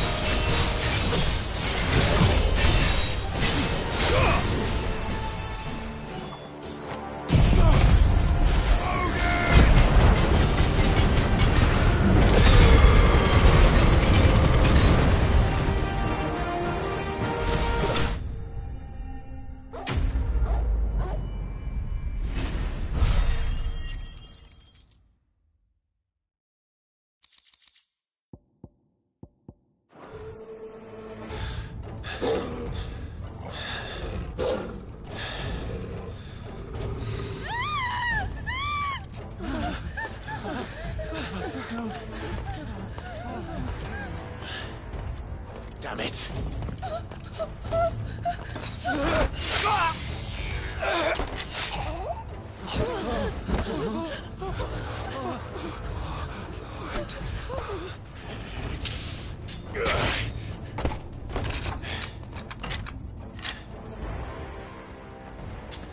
Don't you die. Come on, speak to me. I had to save them, that they might have a chance to find true salvation. By devoting themselves to the service of their Lord.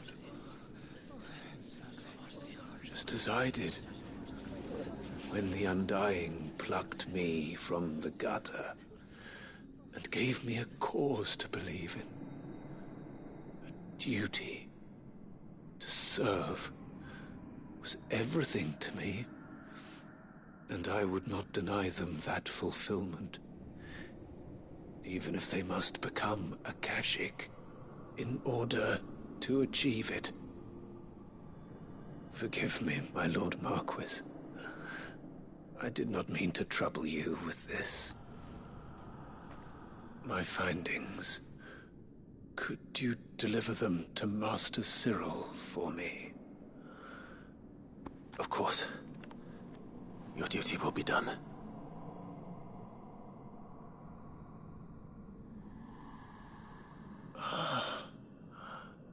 Look, my lord. They are saved.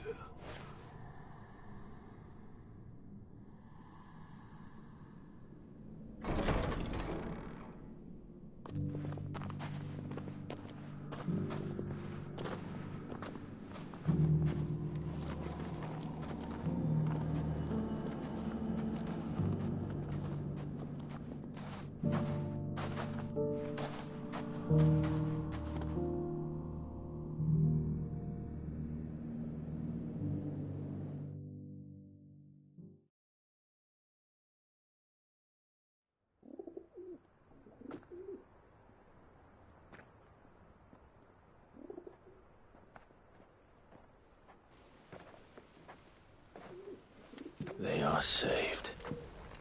Founder. I should get this report to Cyril.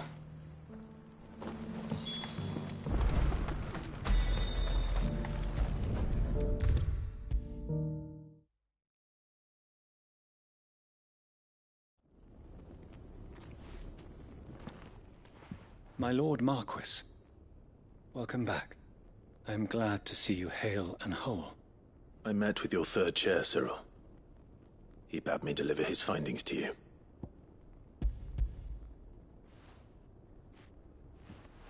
Thank you, my lord. He remained in Ash? He died protecting the villagers from an echo. I buried him in Mickleburg. I'm sorry that I couldn't save him. If you could not save him, no one could. The villagers, they were believers in this savior cult. They prayed to their god that they might be unburdened of their wills. Then an ether flood came, and their wish was granted. Your brother sacrificed himself that they might live, even knowing that that life was death by another name. Then he perished defending liberty. A hero's end.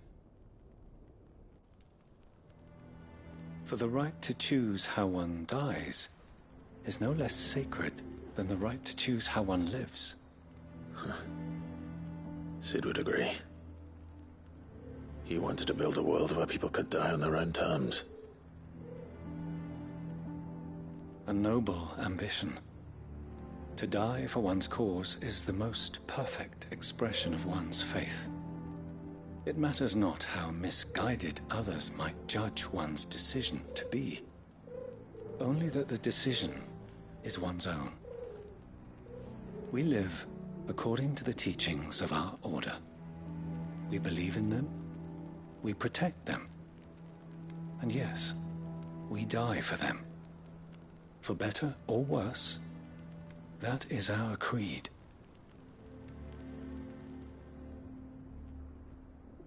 But he didn't die for your creed.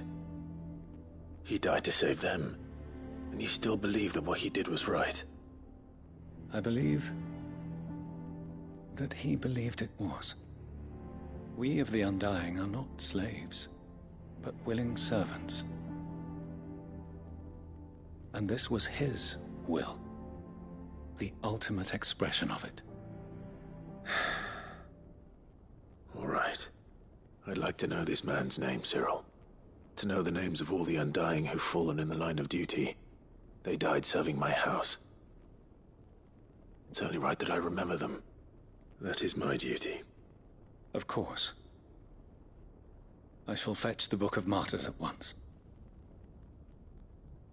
My lord, it has been, and shall ever be, the greatest honor of my life to serve House Rosfield. Though our duties may differ, yours is no less important. I pray with all my heart for your success. And were they here, I have no doubt but that every one of my fallen brothers and sisters would feel the same.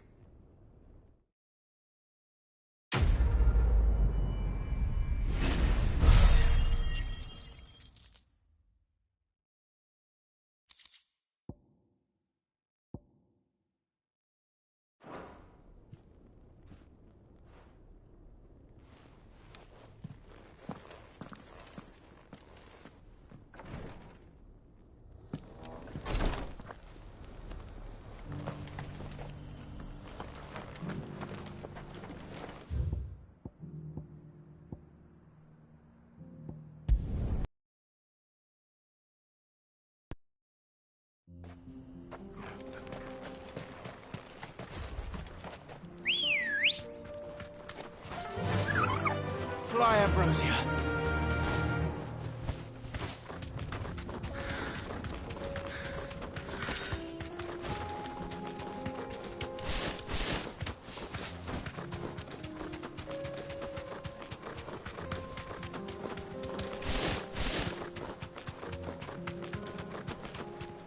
Eyes peeled, Joshua.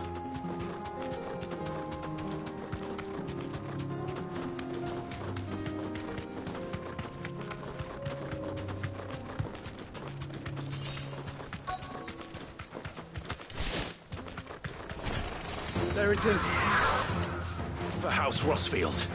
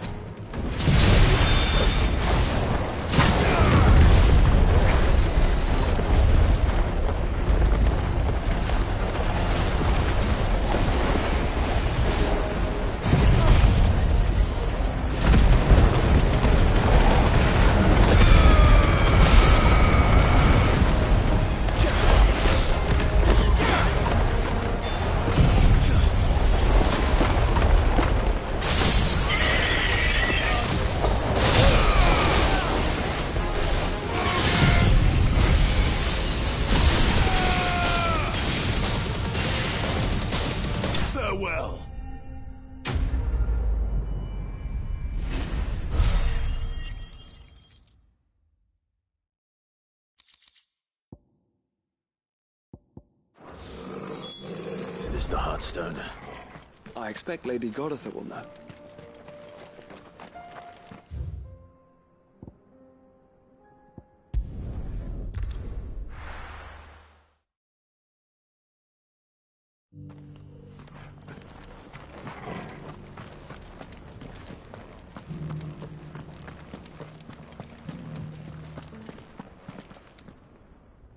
Thank the Founder you were safe. The Griffin is slain then? And the Heartstone claimed.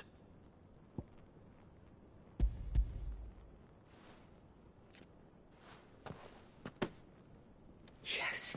This radiant luster, like frozen flame. It is just as your father described it. Thank you, my lord. Your grace. Your father would be so proud. Lady Goditha, the lapidary is ready. Thank you, Cyril. I will be with him shortly.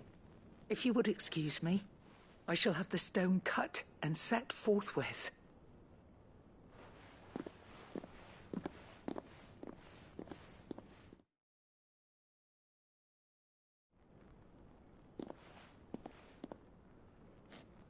The armbands are complete. Pray, take them. They are yours, after all. Heartstone is harder and more enduring than garnet, or even ruby. It symbolizes unwavering will and devotion. And the graven vines encircling the stone represent the unbreakable bonds between you. It's a message. Father knew we had enemies both inside and outside the duchy. Enemies who would thwart his vision. Only with unwavering devotion would it ever be realized. And only if we stood together, as Phoenix and Shield, as brothers in arms, only then might those enemies be overcome. Indeed. His Grace knew the enormity of the task he would entrust to you, his heirs. But this was more than just a message. It was a promise. That he would always be with you. Thank you, Lady Goditha, for remaining the steadfast custodian of our father's will. Forgive me, my lady, but there is something I don't quite understand. The Undying told me that after Father died, Mother claimed all of the ducal treasures for her own. Even if the armbands were incomplete, she would surely not have overlooked them. So, how were you able to keep them from her? Because I was the keeper of the vault. Though I was but a lowly servant, your father spoke to me of his intentions for the bands, of the deep love he had for both of you, and his hopes for your future. In the days before the disaster at Phoenix Gate, I discovered that the Duchess had ordered her jewelry be sent away from the castle. It was then that I knew she meant to betray us. I tried to warn your father, but it was too late. When word of the fire reached Rosalith, I knew my time was short. So I took up the armbands and I fled into the night. And thank the Founder you did. Yet my duty to your father was incomplete. Not knowing what else to do, I followed the Griffin, thinking I might claim the Heartstone on its passing. And so my pursuit continued, until Lord Cyril appeared before me. He informed me that his Grace's will had been recovered, and that his sons were alive and well. Lady Goditha, on behalf of my father and all the people of Rosaria, I thank you for your loyal service. As do I. Thank you, my lord. Your Grace, for coming back to us, for giving my service meaning.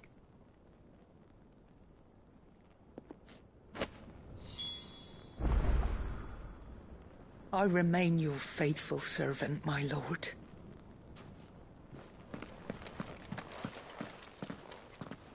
The bands suit you well. It must be gratifying to finally receive the inheritance that was denied you for so long. It is. And we thank you for the part you played, Cyril.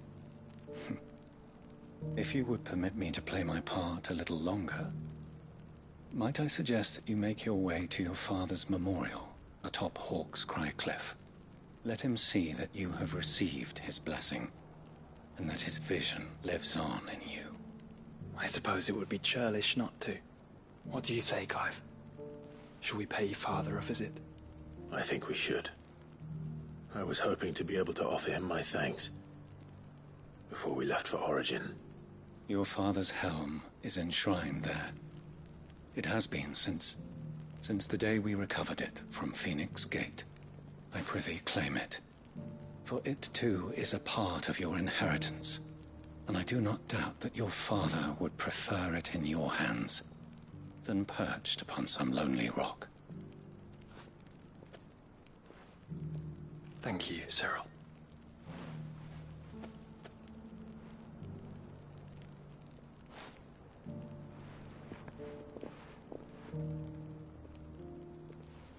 Come on, Clive. He's waiting.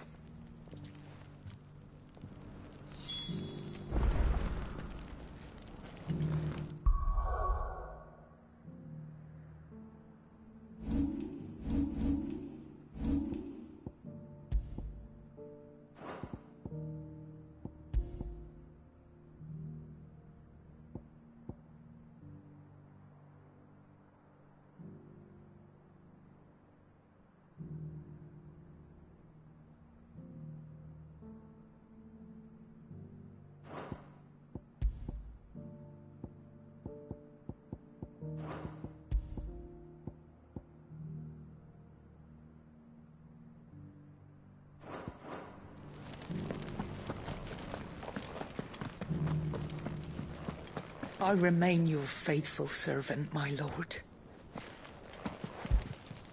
This is the Required Tree, an archive where we of the Undying collect and collate our findings. Fragments of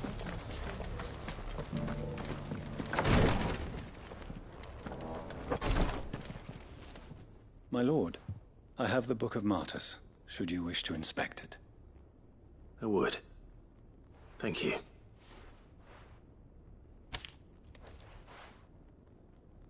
Delan.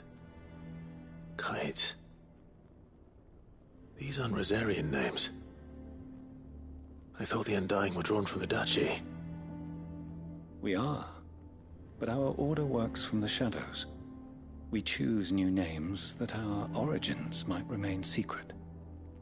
I chose Cyril. The others, the names recorded therein. I see. Well, if these are the names they chose, these are the names I'll remember. Thank you again, Cyril. I'm in your debt. As I am in yours. Fare you well, my lord. And may the Firebird's flame burn ever in your heart. We of the Undying erected a memorial to Archduke Elwyn atop Hawk's Cry Cliff.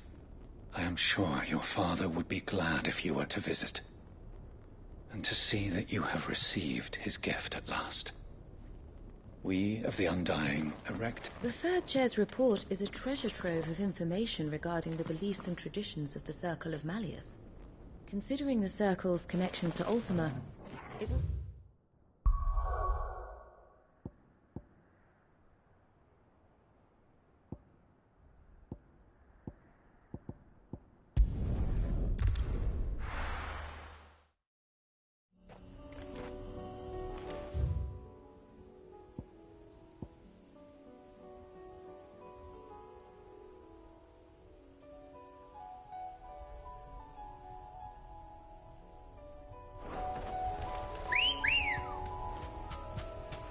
Let's go.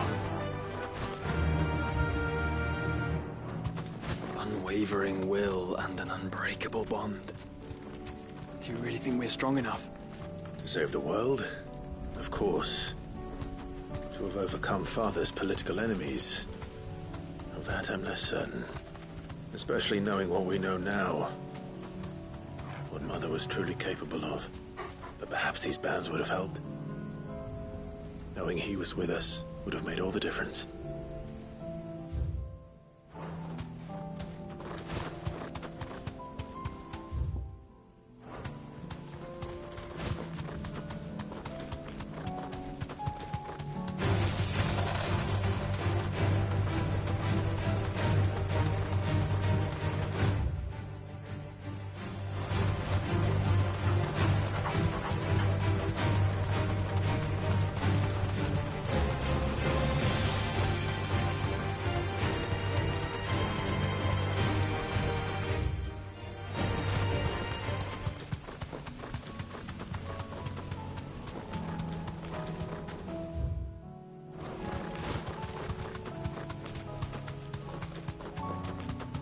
It's just back there.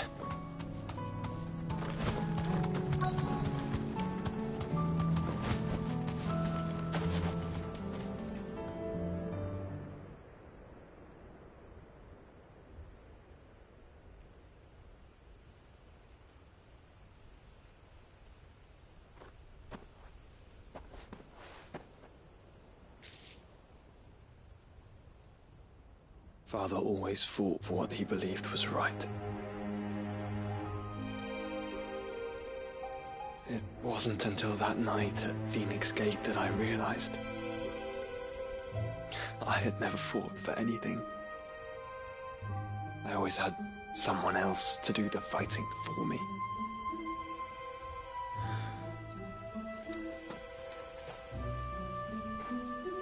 No matter how fate conspired against him, he never lost heart, never looked back, never stopped fighting.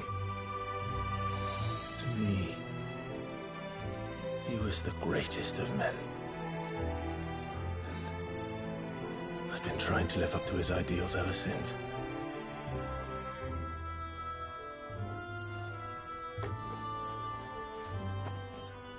We all have, Clive. We all have. And we'll keep trying. Because that's what he would have wanted. What he would have done himself. Even if it meant standing against the very gods in the heavens. I shall be borrowing this, Father, if I may. That you might watch over us as we follow in your footsteps.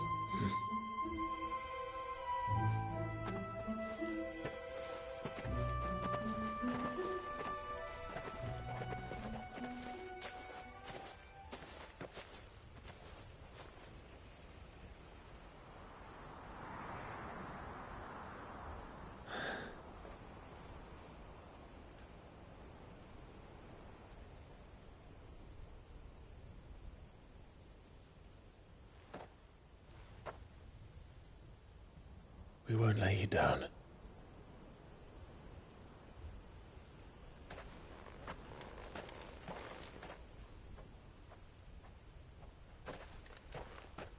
Onward then. Onward. To the end. And to a new beginning.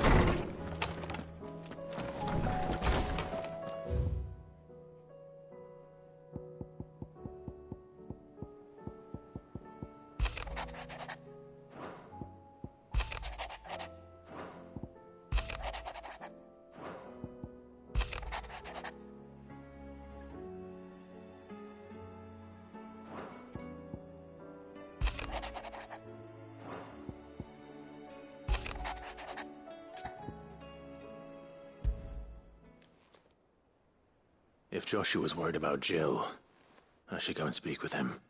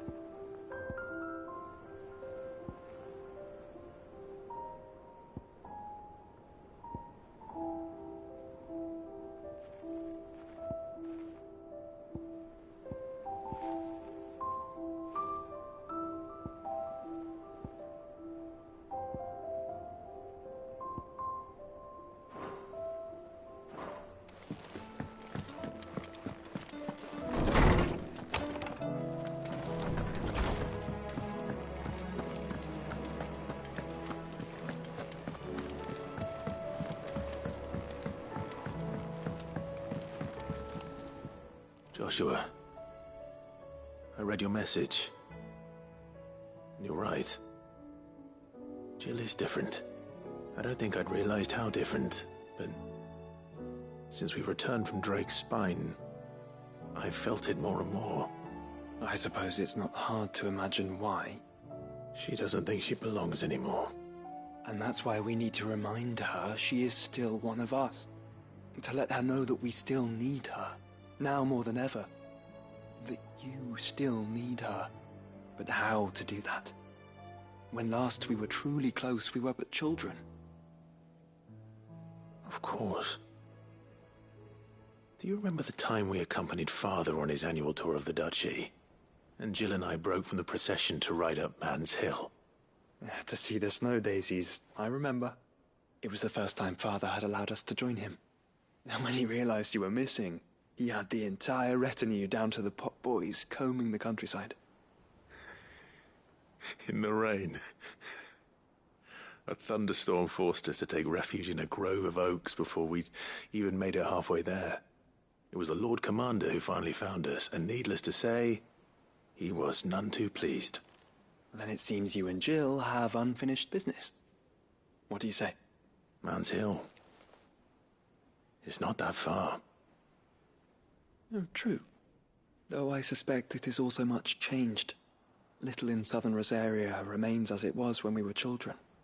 You're saying I should go and scout the area for bandits? I'm saying we should first go and see if there are actually still any snow daisies left. What would you do without me, Clive?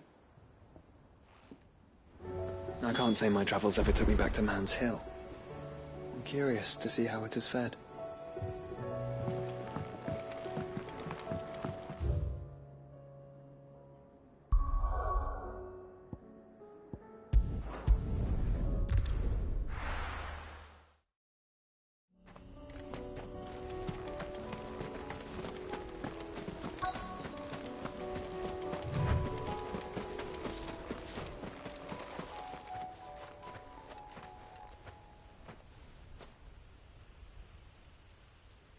This is the place, but...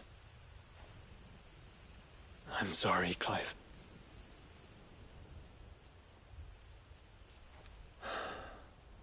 There's nowhere been spared. What do we do now? We keep looking. Man's Hill cannot be the only place where snow daisies grow. Perhaps, but it's the only place I know of. Knew of. Then why not ask someone who might know of another? Someone at the backyard? To the hideaway, then.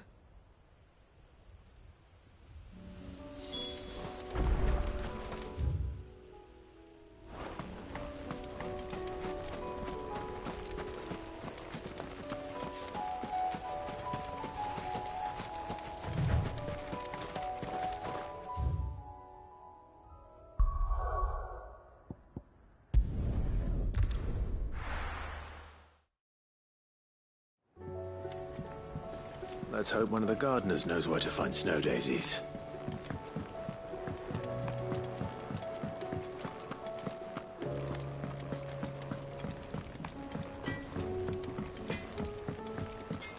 Say what you will, Lady Karen has seen...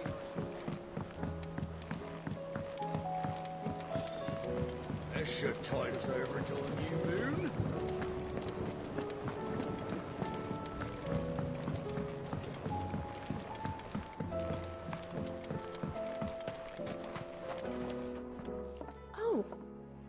What brings you down from the heavens, Sid? I need your advice. Joshua and I are looking for a place where snow daisies grow. Preferably in abundance. Snow daisies. Then you'll want somewhere not too hot and not too cold. And where the winds are strong enough to carry the seeds. I reckon Man's Hill would be a good place to start. There in the Royal Meadows, perhaps? Both have similar climbs and the right elevation. If the Blight hasn't claimed them yet. Right. Thank you. Did you learn where we might find our flowers?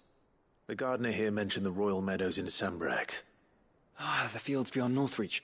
Well, if that's the case, then Yote was right. I recalled that she kept the record of our travels, you see. So I asked her if she'd perhaps noted anywhere that snow daisies grew, and she mentioned Oilafeist Bay. Whose shores border the meadows. Off we go, then. The winds that blow across the Royal Meadows from Oilafeist Bay are strong indeed. Strong enough for snow daisies, it seems. Snow daisies may be beautiful, but they are really quite deadly. I wouldn't recommend eating one.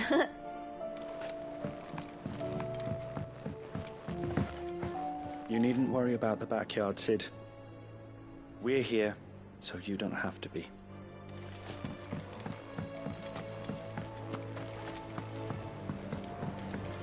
These flowers are beautiful. Pity we have to boil them all down to make medicine. A few more of these, and the Deadlands will seem less dead. Without sun, I'll see that you're properly watered and manured, Martel.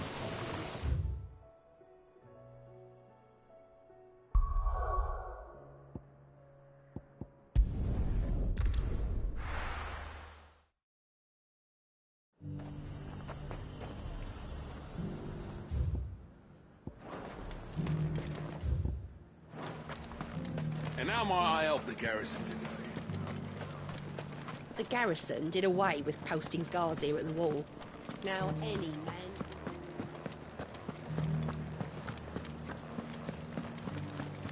Looks like you've got first.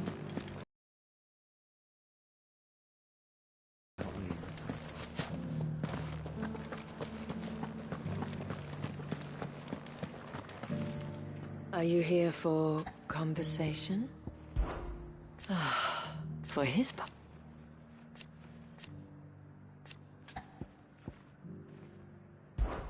Well, why, yes, and who knows? The last few... Hope. Belief that we... And should the sky... Short and sweet, then?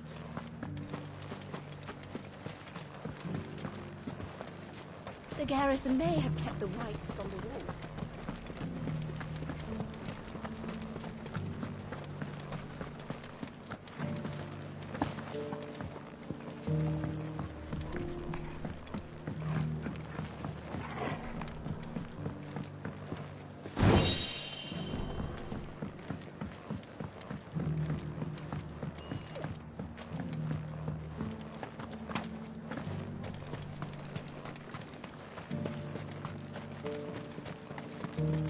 I told the dame I would take the largest residence in Northreach, yet she outright refused my coin. Some nonsense about having enough space for everyone. The Duke has pledged to... Carla, the dame needn't worry. I am a man of my word, and I fully intend to keep it. So overzealous was I in my desire to see the Empire restored that I lost sight of what was truly important. The citizenry. Those things didn't fight like men.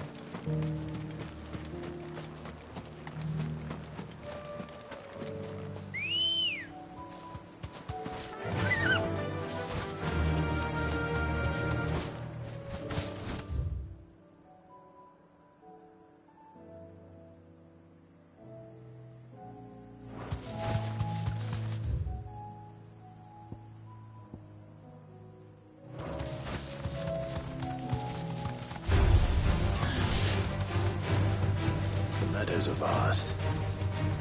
Where do we even start? Yote mentioned the coastline. We can start there.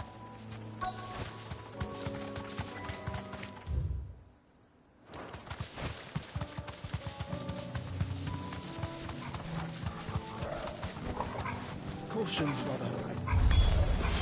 Look, brother.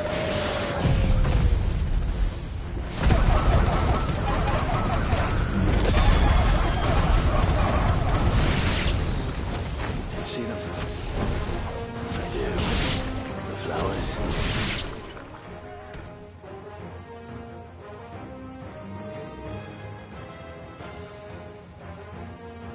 What do you see, boy?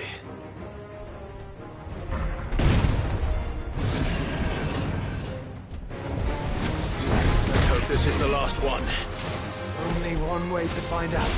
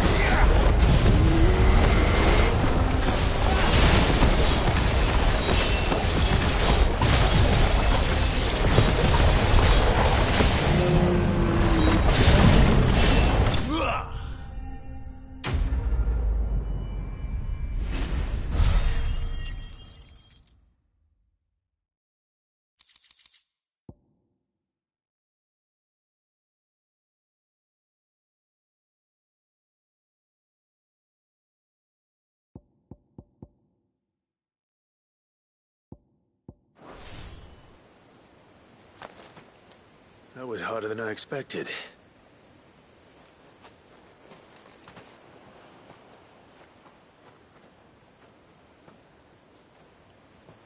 But found her. It was worth it. They're beautiful. Do you think Jill will like them? She'll love them. Come on. Let's go.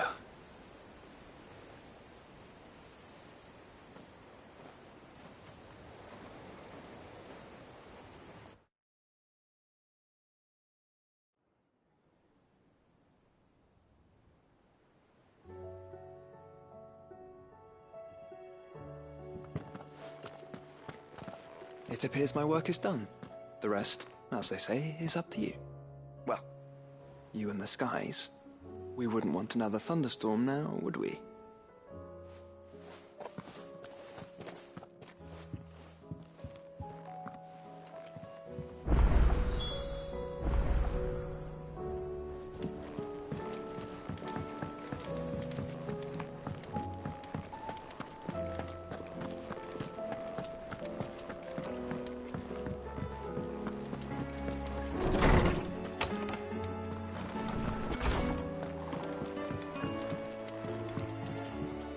Jill, there's something I'd like to show you. There is? And where might this something be? It's, not here. Now, I know this is sudden, but how would you fancy a trip to Oriflamme?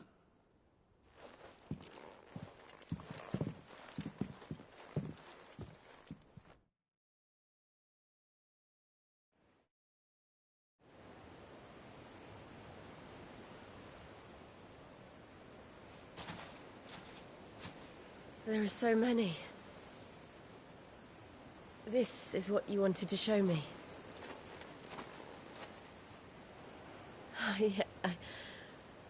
I don't know what to say. You don't need to say anything. The smile on your face is enough. We've been worried about you, Joshua and I. Do you remember when I took you to Man's Hill? Or tried to? How could I forget? You saw me crying and thought a change of scenery might lift my spirits. In the end, it earned me a nasty cough and a stern scolding from your mother. But I felt wonderful nonetheless. I'm sorry. I had no idea what I was getting us both into. But I couldn't bear to see you like that. Before we left, my chambermaid told me she'd overheard your mother talking about my marriage prospects with some of the noblewomen at court. They were debating whether it would be more profitable to marry me off to one of the high houses instead of saving me for the ducal line. No one thought to ask me what I wanted. I was nothing to them. A pawn at best. I felt so trapped. So lonely. I didn't know. But I wasn't alone. You were there. Your hand in mine as we ran for those oaks. And I knew then, no matter what happened, I would be all right. I'll never forget that feeling.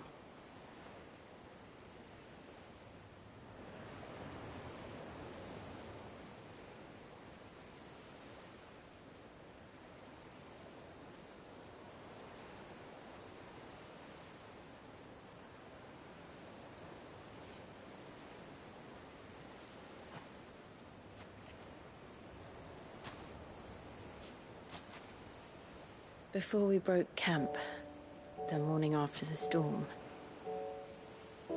do you know what I did?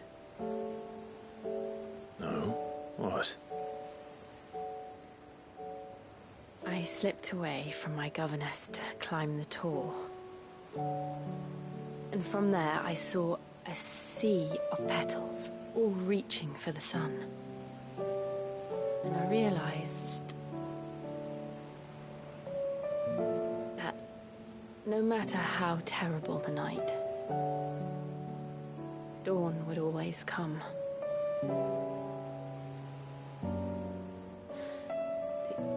That you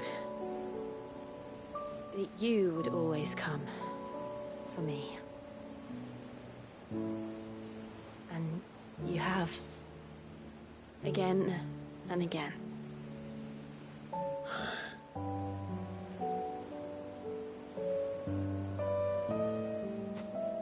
Where do you see us? When all this is over?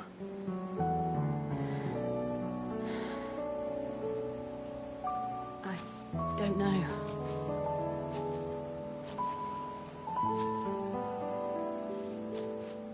Not here. here, though. I think I've outgrown the twins. After everything we've been through, the realm just seems so small. I'll need some space to spread my wings. Then that's what you'll have. And I'll stop at nothing to see that you do.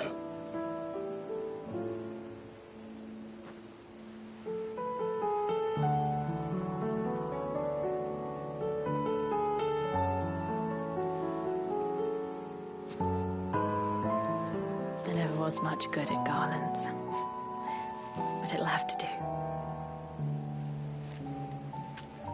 I'll treasure it forever. Thank you, Clive. For this, the flowers, for everything. It's exactly what I needed. You are my treasure.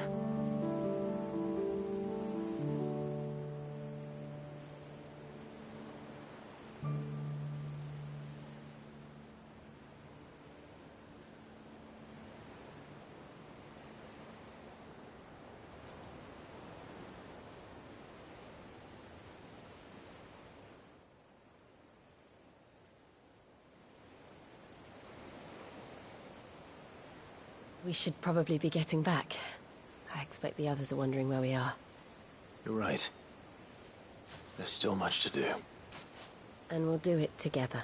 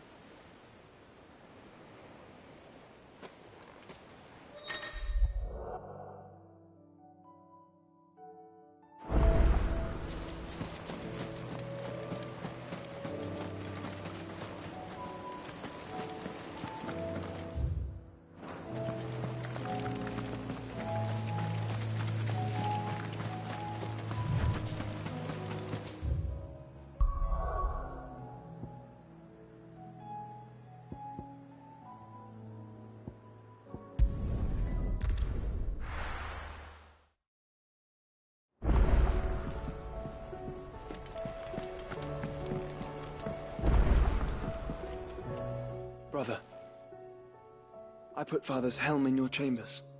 He should be with you when his vision is finally realized. Thank you, Joshua.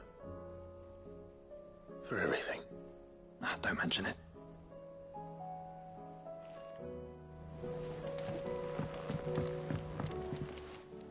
Must we away? Make ready.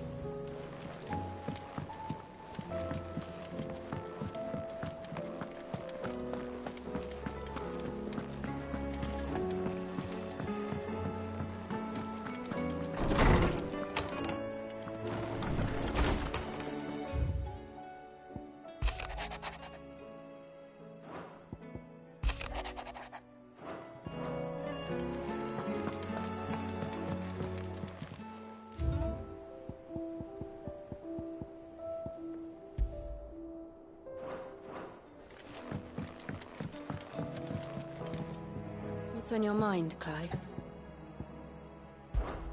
For so long. So when this is over, I'm always with you, Clive.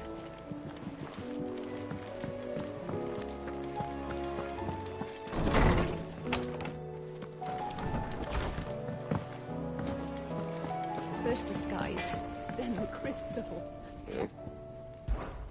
What do you want?